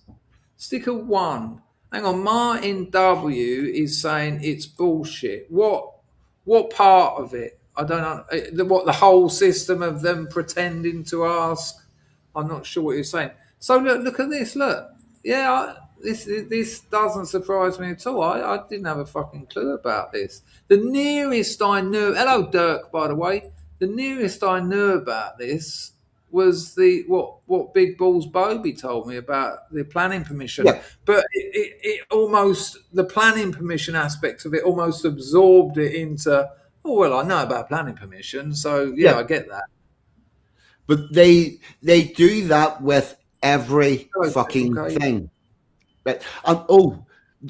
Do you know what would be real? Do you know what would be funny as fuck? Look at this 42. Look, no one knew about it. No one knew about this. That doesn't surprise you, though, does it? No, it doesn't. And here's the. And by the way, I can't stress this enough. This is not the fault of any English person alive. This skill, and I put it into the Anglo-Saxon song. This skill was lost before your grandparents were even born. You have had intentionally. Well, yes, a lot of stuff happened. Isn't it insane that the state has got, it's got one job to look after the people, and yet it sort of it's the same word that I couldn't remember earlier. The way you. Oh, for fuck's sake. Execute. Yeah. So, no, we asked you. We let you know what we were going to do. But the way they executed it was, like someone said, quietly. We whispered it while you were busy watching the horse racing. It's slightly more nefarious of that because they didn't whisper it to... They didn't whisper it to the leftist groups. For example, Women's Aid teaches their clients how to. Greg will get that. Women's Aid teaches their clients how to respond to these documents. Grego, the thing is, I have been saying this for a number of years. He's only breaking your balls. 40. Yeah, well, fuck. See if Grego stops taking the piss, I'll worry about it. That's what he does. Ratch Grant says 42 is correct. Look to your local council. The surveys and consultants are there to respond to. But if you can't be asked, it does take being asked. I don't think this is necessarily about being asked. It's about not knowing that it was there. It's a lack of knowledge. It's a lack of knowledge. Or a lack of education. Yeah. It's like I was talking on a stream the other day about financial education. Yeah. People not knowing how they can pay themselves in a far better tax efficient manner. Now, it's not that they've hidden it. You can go onto the same, go onto the gov.uk website, go to the HMRC, and they will tell you how you can pay yourself in a way where you pay less tax. They tell you. Yep, it's like what you say about... They didn't put an advert on telly telling you about it. Do you know what I mean? Yep. It's like what you say about the kids that grew up in a family with wealth. They learn how to deal with money. Yep. I grew up in a family that really, really wanted Britain to stay the way it is. So that's the education I got. Yeah, almost just standard your way of life. This was part of your way of life. But this was also a big part of the English way of life until relatively recently. And somewhere shortly past the 1830s, 1860s, somewhere between the 1830s and the 1860s, this skill was lost to a large swathe of the English population. And somehow, well, we've got a slight difference of opinion, Jeffrey. What was that? What's that? What game show was that from? The voiceover would go, "Oh, we have a slight difference of opinion, Jeffrey."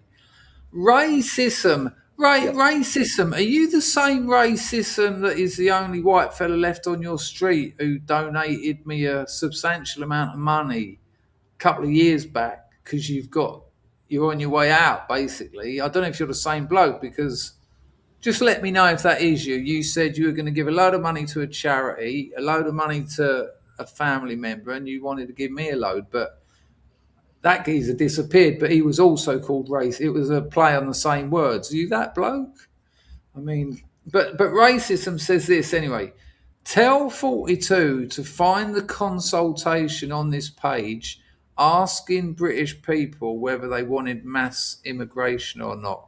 Spoiler, it does not exist. He is waffling nonsense. Now, before you answer 42, come on, racism. 42 is a good lad. He's not waffling nonsense. Right. You might agree with him, but right, racism. I've got an answer for you actually, and you're going to be surprised. Hang on. I just want to play my part as moderator here quickly. Look at Packer. I looked up there. What's going on? I just want to say that my guess would be that it wasn't one form like that. It wasn't a form saying, "Do you want mass immigration?" It was probably 150 forms spread over 25 years that skirted around the issue. That would be my guess. 42, take the mic. Well, approximately 4 years ago, we did have a consultation paper about the level of immigration, and yes, you could have on that replied that you wanted mass migration or no migration or minimal or maximum or whatever number you wanted. So yes, you were asked. It's not my fault you can't figure out how to fucking answer. And by the way, it is perfectly acceptable to put on a reply to any of your consultation, any consultation document. And I've even done this on ones that have nothing to do with immigration, where they were wanting to build a road or something. I put in a response that due to the fact that we no longer know how many people are in this country, I feel it is unwise to build any new infrastructure until those facts have been ascertained and until we know how many people we are going to need it for. So yeah, you can do that.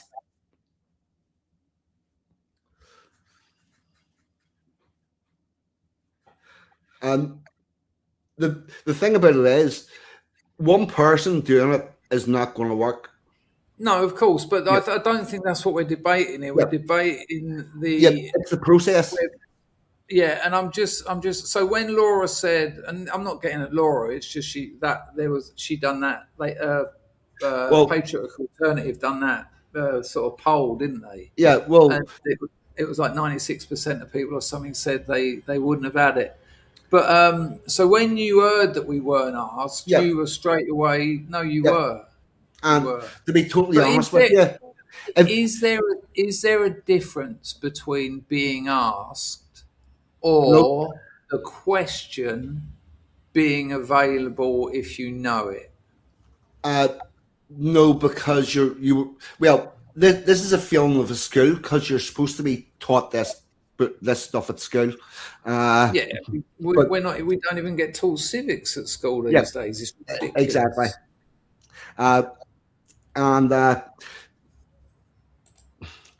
No, I'm going to stop talking there.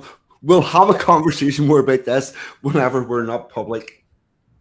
Yeah, okay, not a problem. I could go on quite the rant, and it's not the time nor place. No, that's fine. But I think that I do think there is a difference between the question being asked, but access to that question. There's no education to know that question existed. The other thing is, because your communities have lost connection with their local councillors, they no longer have, because back previously, your local councillors would have disseminated this information, as would your local minister. You'd have found it at church. You only needed one person in the church to know what that was going on, then they told everybody in the church. Yeah, and I agree with you on that, but this is largely a nationalist audience channel. Yeah. And the amount of people who said then, and they're just the people in the chat, there's 150 people watching who said never knew about this. And they've been involved in this game for 5, 10, 15 years. Yeah. That's scary. It's shocking. Yeah, it's shocking. It's scary that you have professional politicians that don't understand the system. And I would also blame Rupert Lowe on this, not so much Rupert Lowe, definitely Nigel Farage, definitely UKIP, definitely any of those other smaller parties, because they should have been banging on about doing this and saying, they should have been saying, we need ammunition. We need to be walking in saying, my constituent says, not I say, or I'm thinking Patriotic Alternative. This should have. I mean, maybe it is somewhere on their website. I don't know. Surely Mark knows about this. Surely Mark knows about this. Well, they can't do that and say that they were never asked. There's your problem. Right. Okay. It's interesting because it's interesting for obvious reasons, but it also interested me because the same thing happens with financial education. It's all out there, but they just don't want you to know it, so that they can. It's what's the word? What's the phrase? It's so that they can say, "Well, hang on a minute. We did tell you can do this. You just chose not to." People are paying so much more tax than they need to. Mm-hmm. I'm not going to mention who it is, but there's a scrub who's paying off a mortgage. And I spoke to him the other day and he said his plan is to get that mortgage paid off, sell the house and fuck off. And I don't judge that at all. Well, how could I? But the better thing to do would be to pay off that mortgage, borrow money from the bank on the strength of that asset, there's companies that do it. Get a company to do all your leasing. So you're leasing it out. You're leasing that property out. So the property's earning money. You're living off of money you've borrowed from the bank, but you don't lose the asset. And the asset gains in value. Yeah, you pay a bit of interest on the loan, but nowhere near as much as selling the house. And that's how the rich get rich, because then you end up with enough money to buy another house. And the bank are more inclined; they'll lend you money. He's already bought an house. He's paid it off. He knows how to. He's financially aware because he's living off of a bank loan. So why not lend him more money and get him another house? Because it makes sense both ways. It works for the banks, but the government don't like it because he's not paying capital gains tax. He's not giving them fucking, 20% of the price of the house he sold. And if you live off the money of the house you sold, well, that money goes and goes and goes and goes and goes. Whereas you can just keep borrowing on the strength of an asset. Rich people don't sell their assets. Rich people live off of bank loans. Or not just bank loans, but loans. And yet, my mum and dad were skin. We were absolutely skin. This isn't but there were times when we were kids where me and my brother knew they hadn't eaten, and we'd be eating our crappy, water. You remember those Norse soups? There's a packet soup. Yep. Boiling water in it, and it was just water with a little bit of Flavor. of square chicken and a couple of noodles. And we're eating that, and my mum had diluted it about 30 times more than you meant to, so that we could have it every day that week. And we'd be like, aren't you eating? And my dad, who'd just done like a 9-hour shift on a construction site, said, no, I ate earlier. And it'd be like, yeah. And they were proud that they'd never borrowed money. And at the time, that was passed on to me. When I set my business up, I had people who had advised me how to build my business successfully as well. They'd say, do this, and I'd do it, and it worked. And they obviously knew what they were talking about. And it got to a point where 3 separate individuals said to me, borrow 100 grand off the bank on the strength of your business. That's an asset, your business. It's taking in X amount of revenue a year. You've got 6 years of your annual paperwork, your profit and loss sheets and all that. They'll lend you 100 grand, and then you can just spend that, and then you don't pay yourself a salary, because salaries are taxed at a fucking massive clip. Especially when when the business is turning over that much and you're paying, my business is doing well, I'm going to pay myself 90 grand a year. Well, you've got to give the government, I think at the time it was like 35% of that. Whereas if you take a loan from the bank of the same amount of money that you would have paid yourself a salary, you don't pay tax on loans. The bank, the government can't say to you, you've just borrowed 100 grand off the bank, you owe us bank tax. Just doesn't exist. And 3 blokes said that to me, and I just went, no. And it was like, just this wasn't going to happen. They were like, why not? And they were shocked. And I said, just never a lender or a borrower be, which was something my dad used to say. And it was, drilled into me, don't borrow money, don't get yourself in debt. Whereas the way rich people stay rich is by debt. That's how they stay rich. And this stinks of that to me. This absolutely stinks of that. That's why it's interesting to me. John Palmer says, I've used it a number of times on a local level. They do reply, but it's just me using it to complain about commies running the schools, and it didn't stop the kids being queered. Thanks, John. I trusted that might be something a bit more. Bob V. I think so. I think I could talk to 42, and I think you're right about that. I think this is a very interesting subject. We'll have to have a chat about this offline, 42, and dig into it a bit more, maybe do another video. Yep, definitely. All right, well, I'm going to let you go on that. Let me get the information out. Have you got anything else you want to say about this before I let you go? No, all I'm going to end with is we're ruled by consent. That consent is via the Parliament and via our local councils and whatnot. And if you never interact with that system, if you don't check up on what they're doing, you're not going to get anywhere. It's like asking somebody to paint your house and leaving them for fucking 4 years and letting them do it whatever the hell way they want. and then being surprised whenever it's not what you wanted after 4 years.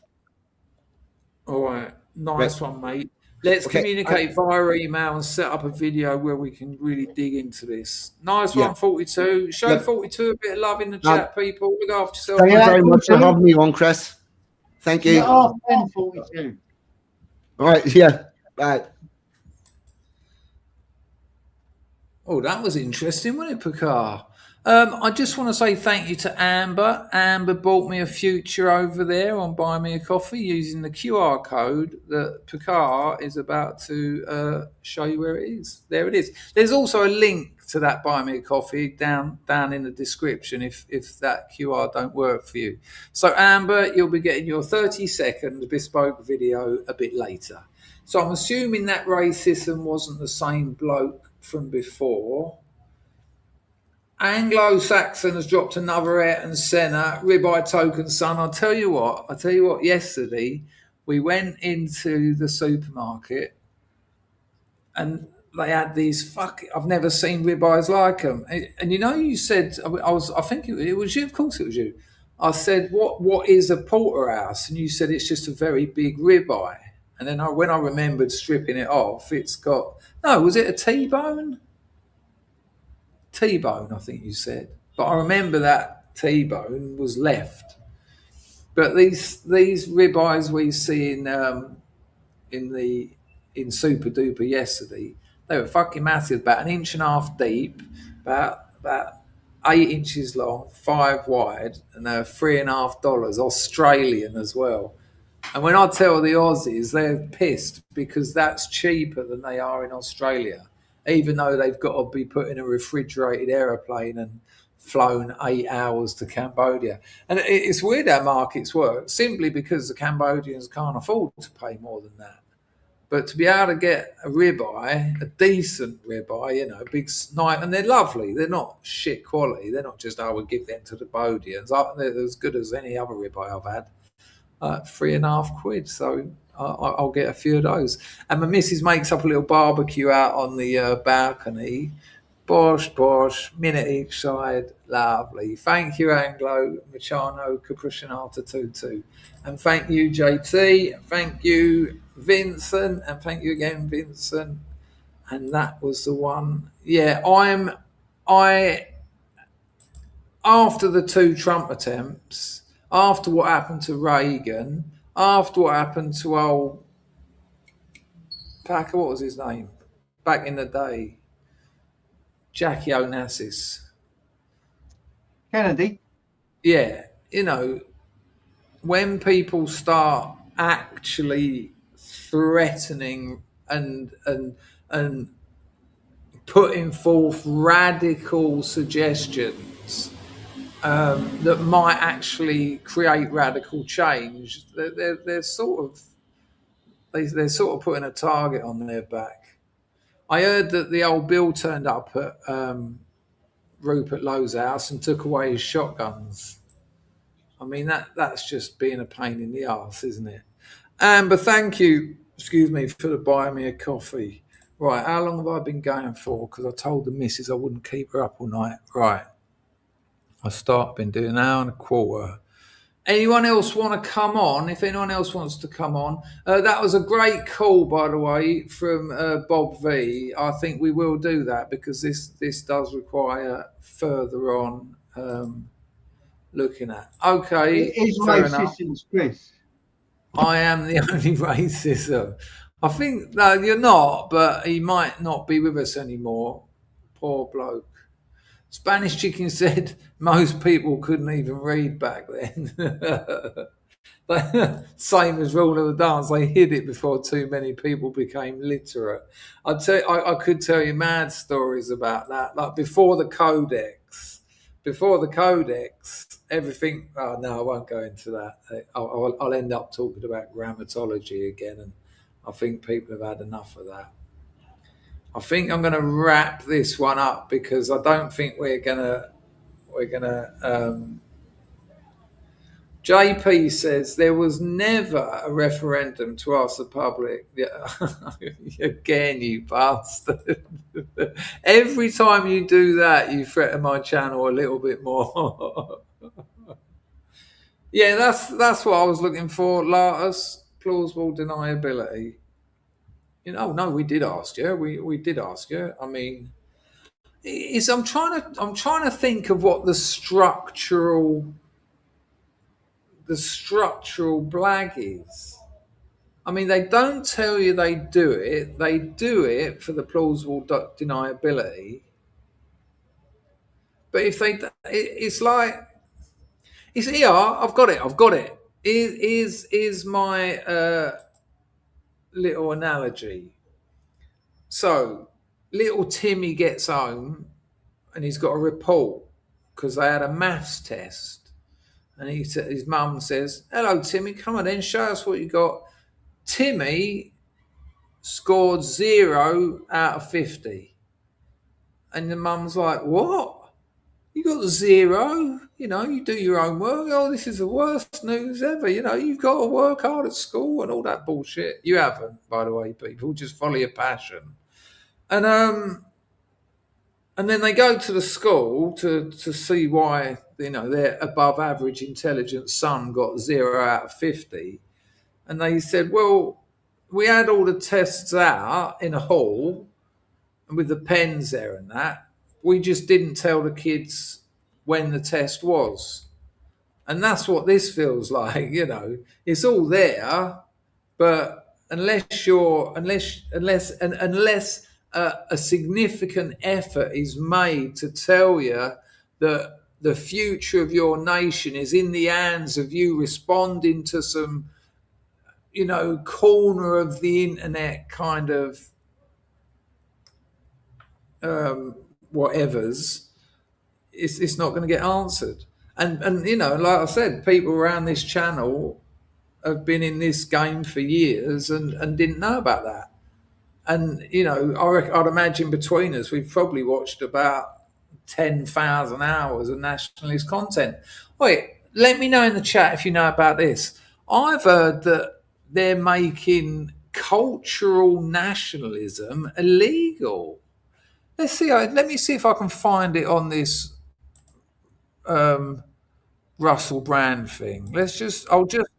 I'll just let it roll for a bit. But I called this a couple of years ago. I said nationalism is virtually illegal now.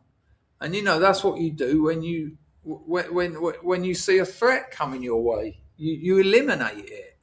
And nationalism isn't hard to eliminate when half the world's saying it's Nazis, when half the world's saying it's fascist. That isn't a difficult thing to put through. Let me see if I can find. Well, I'm not going to see if I can find it. I'll just play a bit more of the video because I did say we'd watch it. But I mean, just imagine that, people. Imagine nationalism is illegal. And no. It's worse than illegal. I think it's on this video, but I definitely saw it today. It's domestic terrorism. Cultural nationalism is being redefined as cultural terrorism. I could have been dreaming, and I'm just putting that caveat in there in case, but I don't think I was. I'm pretty much sure.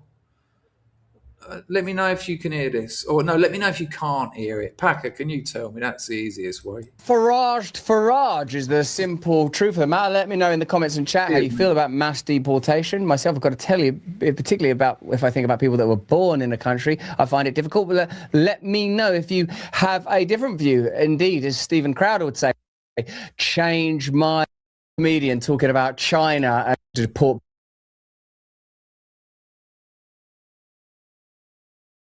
Have you seen that comedian, people? Yeah, there's a comedian. I don't know who he is. I'm not in that circuit anymore. But if you can find it online, let me see if I can find it, actually. It's very funny. I saw him. He's hilarious. Yeah. Have you heard of him before? No.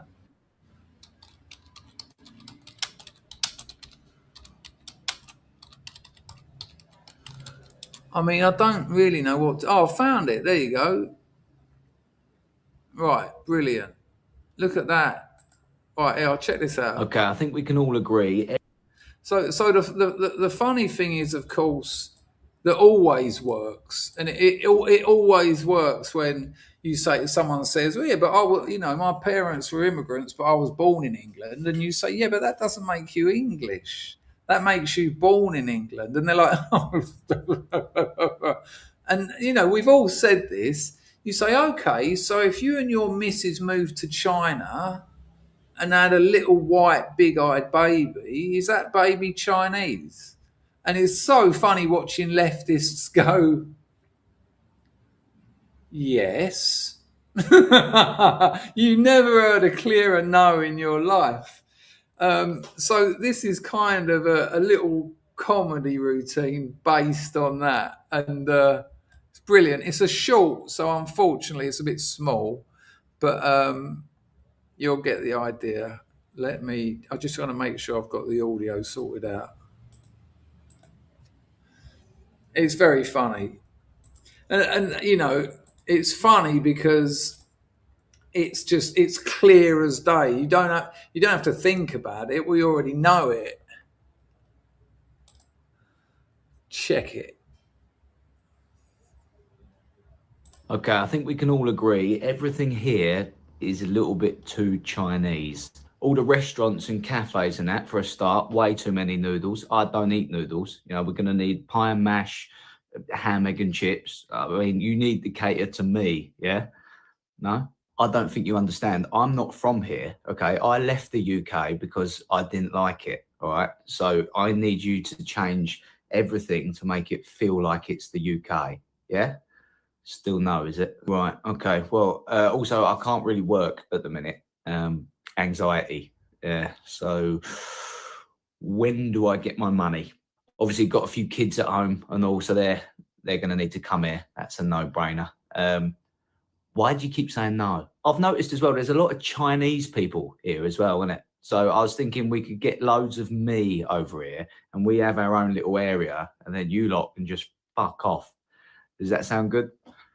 It doesn't. Well, no, hear me out, because I was thinking if we get loads of me over here, then we can vote in, one of me to be in charge, and then we can all start telling you lot how to live. And after that, I was going to organise some marches where we go through the streets chanting anti-Chinese sentiments. So obviously you'll need to protect us while we do that. That's a no as well, is it? Oh. And finally, I am here illegally. Didn't respect the rules on that one. So do I just choose any hotel, or have you got certain prison? That's brilliant, isn't it? Absolutely spot on. Yeah, love that stuff. Absolutely love that stuff. People just get financially educated. I guarantee if you're a sole trader, if you've got a limited company, if you're self-employed, you're paying far too much tax, and you can legally not do that. There's plenty of information out there. Ask ChatGPT. And ask ChatGPT to send you to the source. What most of these large language models do now is show you where they got their information from. If it isn't a data set, it will just be off the internet. Then you can go and read the full thing. It might even be worth paying a few quid to an accountant that deals in this sort of stuff, because there's plenty of them about, because they know that the demand is creeping up. I couldn't believe it. I could not believe it when we got a new accountant and he said, what? He said, you pay yourself a salary from your business. And I was like, well, how else am I meant to do it? And he was like, well, not the least tax efficient way possible for a start. And it took me 30 minutes to sort it out. 30 minutes. John Palmer's a soul man. That's always good.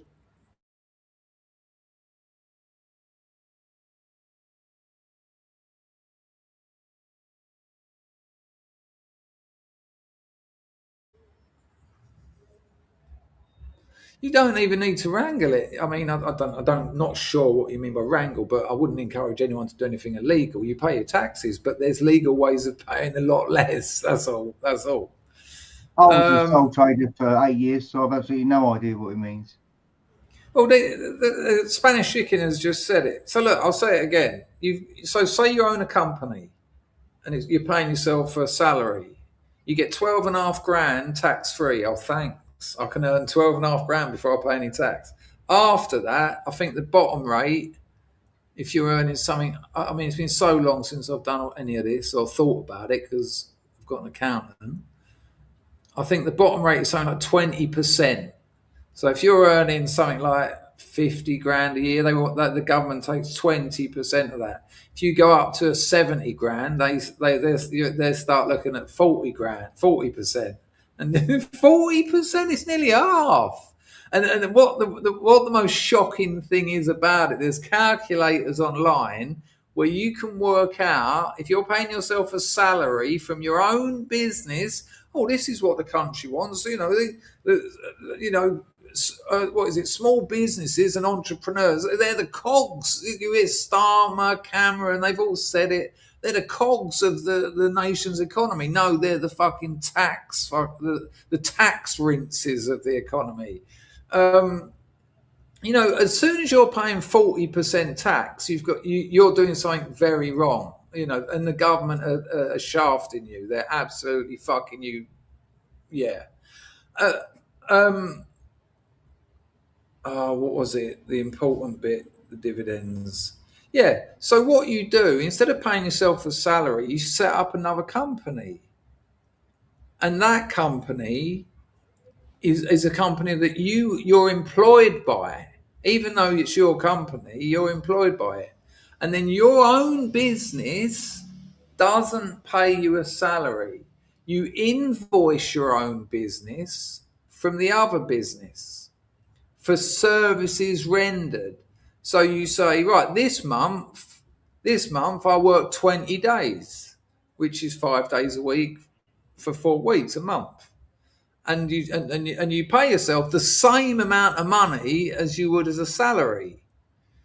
But then you don't touch that money. You just leave it in that second business.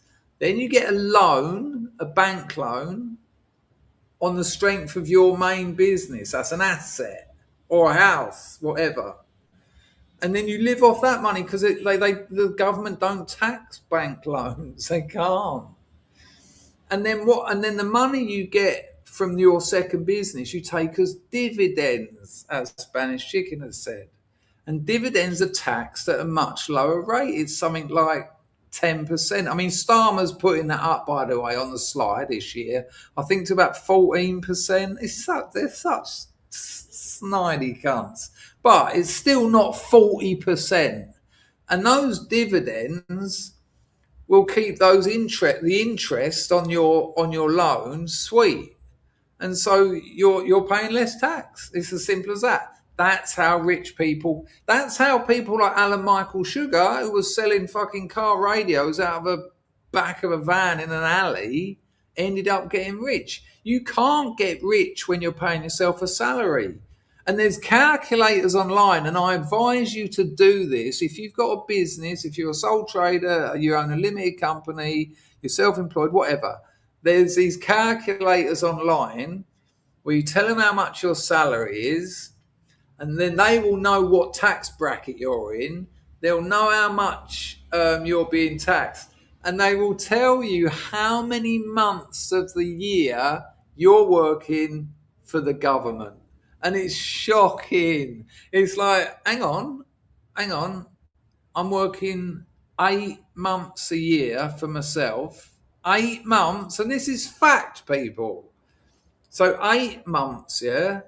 But those other 4 months, so let's say September, October, November, December, those grueling days out on that site with it pissing down and your fucking hands are frozen and you're putting up scaffolding, 100% of those 4 months, you're working for the government. All of that money goes to the government. And what do they do with that? They put people in hotels and give them iPhones and feed them. What a mess. What an absolute mess. Full Right. English, sir. Yeah, full Afghani, sir. Oh, I wonder whether any of these people ever say to the people that work in their hotels, "Excuse me, sir, how you pay for this? How you pay for a hotel? How you pay for the car for my family and the school for my children?" And the geezer goes, "Oh well, all the natives are out working like 9 hours a day, 5-6 days a week. They're paying for it."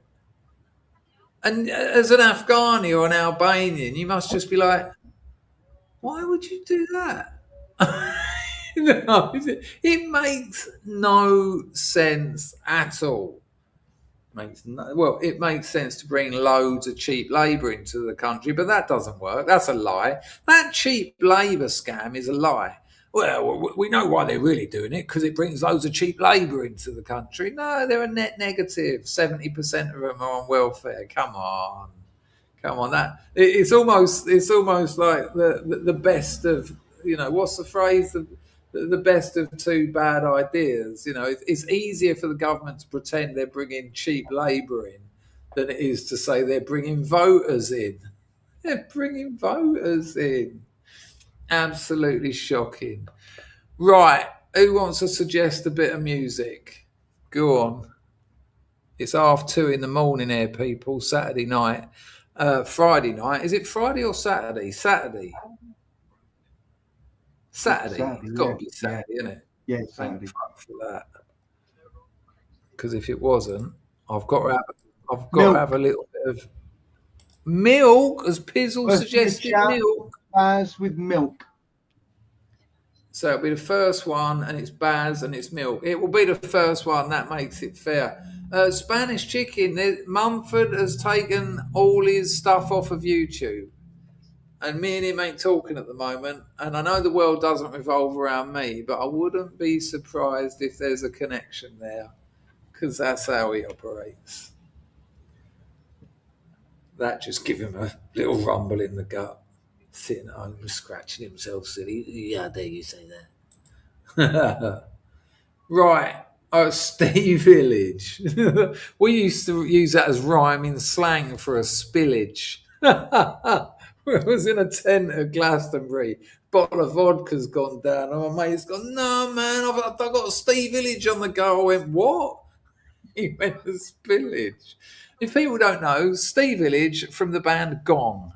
Now, the weird thing about Gong is you've got the gong that is like Steve Village and all the fucking flying teapot. What is it? We are, you are, I am.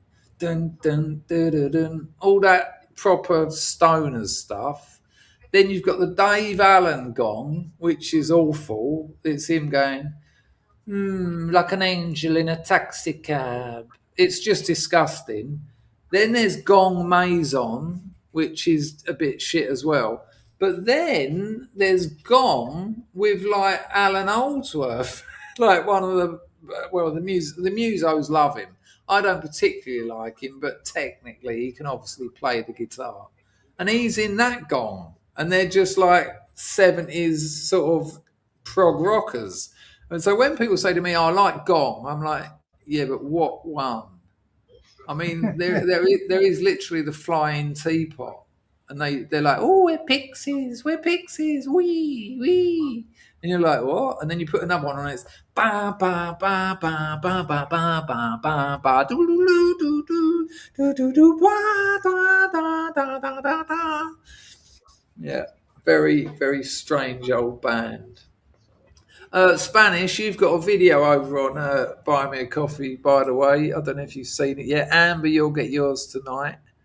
Well, it won't be tonight, actually. I'll put, because I'm knackered and it's 2:30. I'll be up all night writing. I've got a 600, 700, 800 word novel. Hey, people, how amazing is this? The proof is in the pudding, but the novel I've been writing for 10 years is coming out this year. And it has to, because I haven't got a job anymore. I mean, you've been very generous here, but it's not going to keep me in food and shelter. So I need to make a living out of selling books. So that book gets finished this year. And Jed has bought a future. He's called it a caffeination donation. I'm not sure whether that's his caffeination or my caffeination. I am going to make a cup of tea. When I write, I have a cup of tea and a cinnamon swirl, and then I'm on it. But I'll tell you, I feel sorry for Latus, because if I'm editing 700,000-800,000 words, he's going to be a very busy chap. Bless him, though. I told him this is Latus. I love him. I was telling him today some issues I've got with that manuscript on Scrivener, and he's already just telling me how to sort it out, how to change it, what to do, just giving me his useful time, just out of the goodness of his heart. Lovely. Jed, thank you for that. I'll ping you. Jed, you might have seen those 3 or 4 videos. I tried to explain that to you. I don't want to go into it because it's private, but if you want more info or you haven't managed to find any online, ping me an email, chris@chrisdangerfield.com, and I'll help you out with that. I think it's a better idea than the one you've got going, because, well, again, I don't want to get into it in public. We're having milk, are we? Good Lord. Okay, let's find it.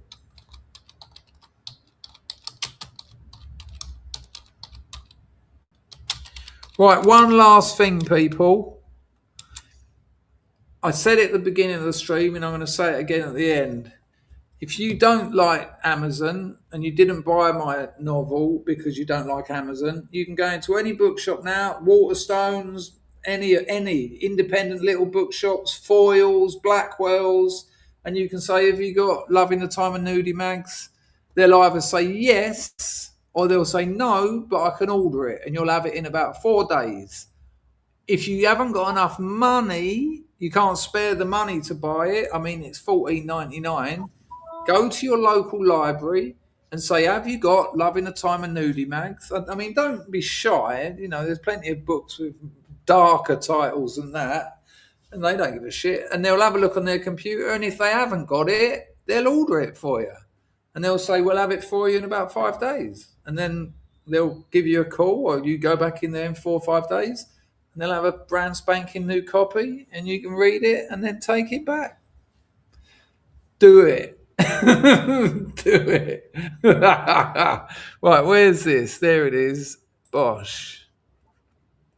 But again, like I said, it started. Like I said at the beginning of the channel, I cannot thank you, Scrubs, enough. You came through for me last week and have changed my future. What you done last week has upped the chances of me being a professional writer for a living, probably by an extra 20%, which is fucking loads. And I can't thank you enough. And I'm not going to bother trying because I can't. There's a new SUBSTACK up that I put up last weekend about when I had 20 ounces of crack in the car. It's a great SUBSTACK. My SUBSTACKs are going to go more down that kind of story as well, because they're going to get published in short story collections. What I'm basically saying is I'm not going to knock them out in a couple of hours. That one took me about 2 weeks, and it's not short. It's about 5,000 words. If you haven't read it, read it. If you have read it, leave a comment, because now I'm going wide. Now bookshops and libraries and all that can stop my book. They'll go to things like my SUBSTACK and have a look. And engagement is a green flag for stocking my book. Oh, look, people like this bloke's writing. You know, you haven't got to write a review. You can just write, love this, or thanks, Chris, when's the next one? And that's the next bit. I might finish the new one tonight. I've only got to do a little edit. I've written most of it. So there might be a new SUBSTACK out. But I beg you, if you do read them, leave a little comment. really enjoyed this, really like this. All right, thanks, Chris. Anything like that. All they want to see is engagement, because it's a quick way of them seeing that people are actually reading what I put on Substack. All right. So with that, I'll let you go, Picard. Look after yourself, mate. We'll have a little debriefing if you're up for it. Cheers, Chris. Cheers, Scrubs. Thanks for having me. Show Picard some love in the chat, people. Don't worry about that. I've got some kind of radiation poisoning. I'm going to turn into Dr. Manhattan. How do I get rid of that? It's not a good look, is it? Oh, there you go. Why am I different? This ain't working, is it? I think it's autofocus that's the problem. Hello. Listen, thanks for everyone who donated. Thanks to Packer. Can't stream without Packer anymore. I'm addicted to it. Thanks for 42 coming on and absolutely blowing my mind. But most of all, as usual, thank you. We had about 150 people on here for the majority of that stream. Lovely stuff. Absolutely wonderful. Keep your eye on Rupert Lowe. Spread the word. Personally, I think it's the best offer we've had yet. It might save England, and I haven't felt like that about many others.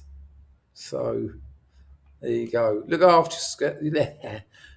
after yourself, Scrubs. This is a song called Milk by 90s band, 90s band Household. Oh, by the way, if you did read my Substack last week and you read about the ammonia Brosted Lowry bass, the reason that band was called Household was I was on the phone and we needed a name because we were getting signed. And I had a bottle of household ammonia in front of me. And I thought, ammonia, I'm sure there's a Seattle punk band called Ammonia. So I just said household. Oh, it's great stuff. Life's brilliant. Life is brilliant. Make the most of it. You only get one. But if you make the most of it, one's enough.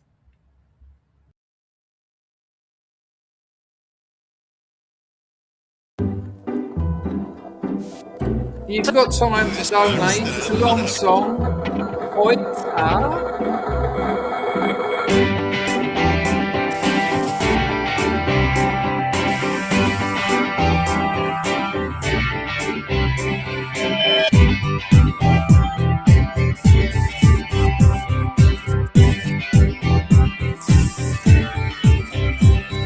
Strand lies, bang bangs about us. Be up, be younger, good to serve now life. But last, the final sweet gland, final surround us. Still knee deep and wet, knee deep and wet. Carbon encrusted, mercenary trusted, a fastening vice from Tangier to Metis. A lot longing, forgotten, infested. A bleak solid air between us tested. The alleyway laughs at time and half. Time and half. Splash, you can't come down now. You wouldn't want to. Spy secret, immediate, amoeba, hilarious. Sheen means the sun stops whining. Thatched roofs, the holes of many spiders. Smile so wide, we look inside her. The need for milk. The need for milk. The need for milk.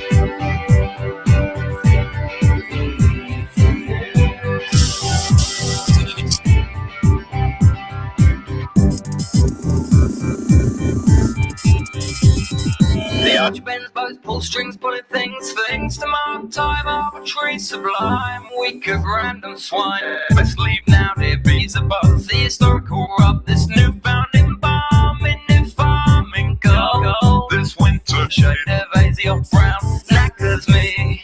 A girl I once knew nothing. A rupture suggests we better be as nothing so less than outburst in slow devotion. Slow devotion. As old rock dissolves, a shining example of love, and the need for milk.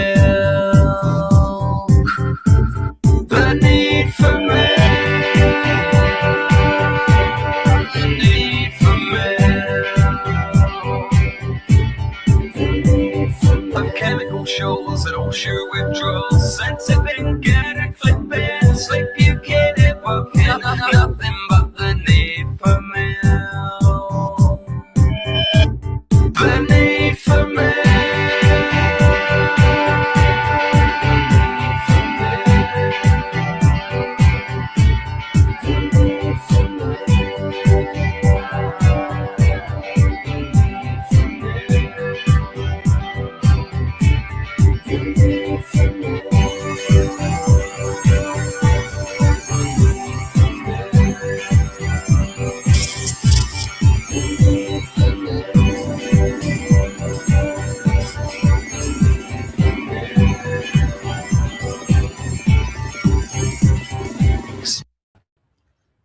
Right. Anglo wants a double bubble with new shoes. Let me see if I can sort that out. I don't know how to use this. Fine, all right, fever, foiled again, sugar, milk, overboard, anaesthetic, lullaby, cool chicks, she's alive, get it out, good times roll, sour sunshine, submarine, new shoes. There you go. Hopefully you'll be able to hear it. Let me know if you can't. Liars will be liars. What can you say?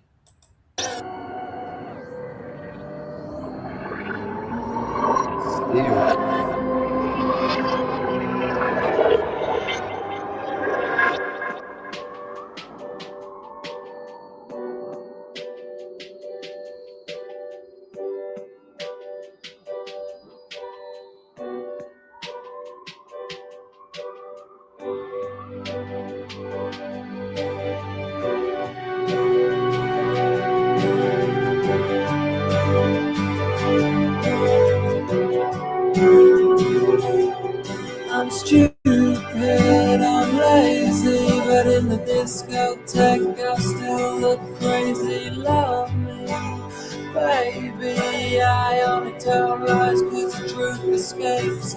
Summertime, we can get new shoes. I'll have brown and you can get the blues.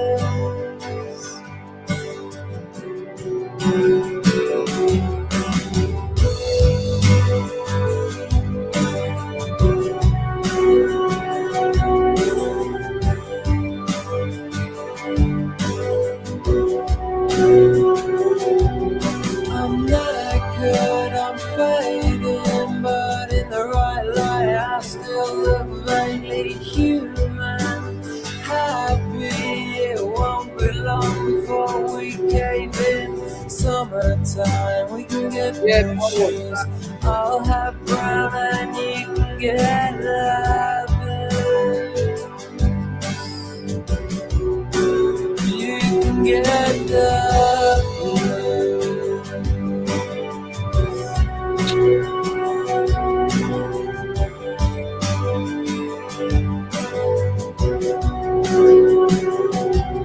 Don't worry about my heroin addiction, it's only slight. I need you, love me, and I feel the same again tonight.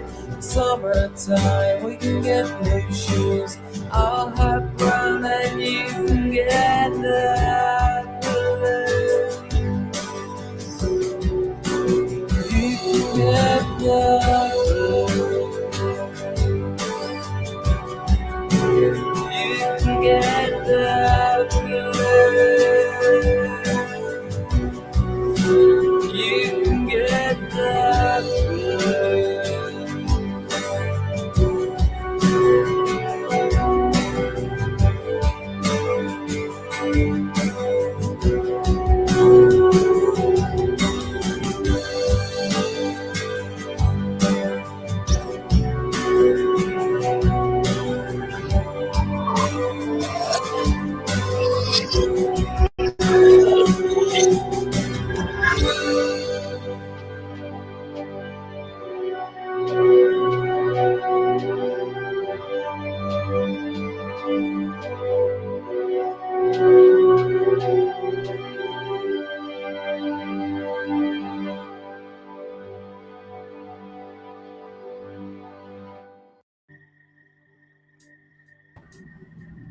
Right, so a couple of things quickly to talk about. People in the chat can give more information than I can. 42, are you streaming later?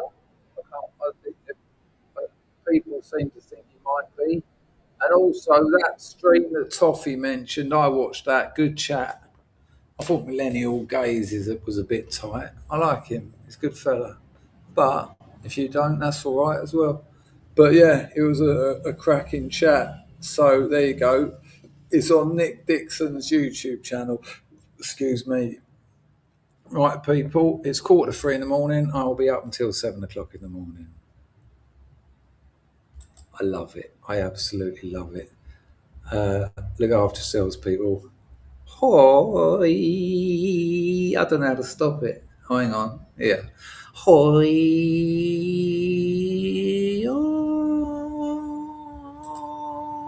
Oh, Maggie.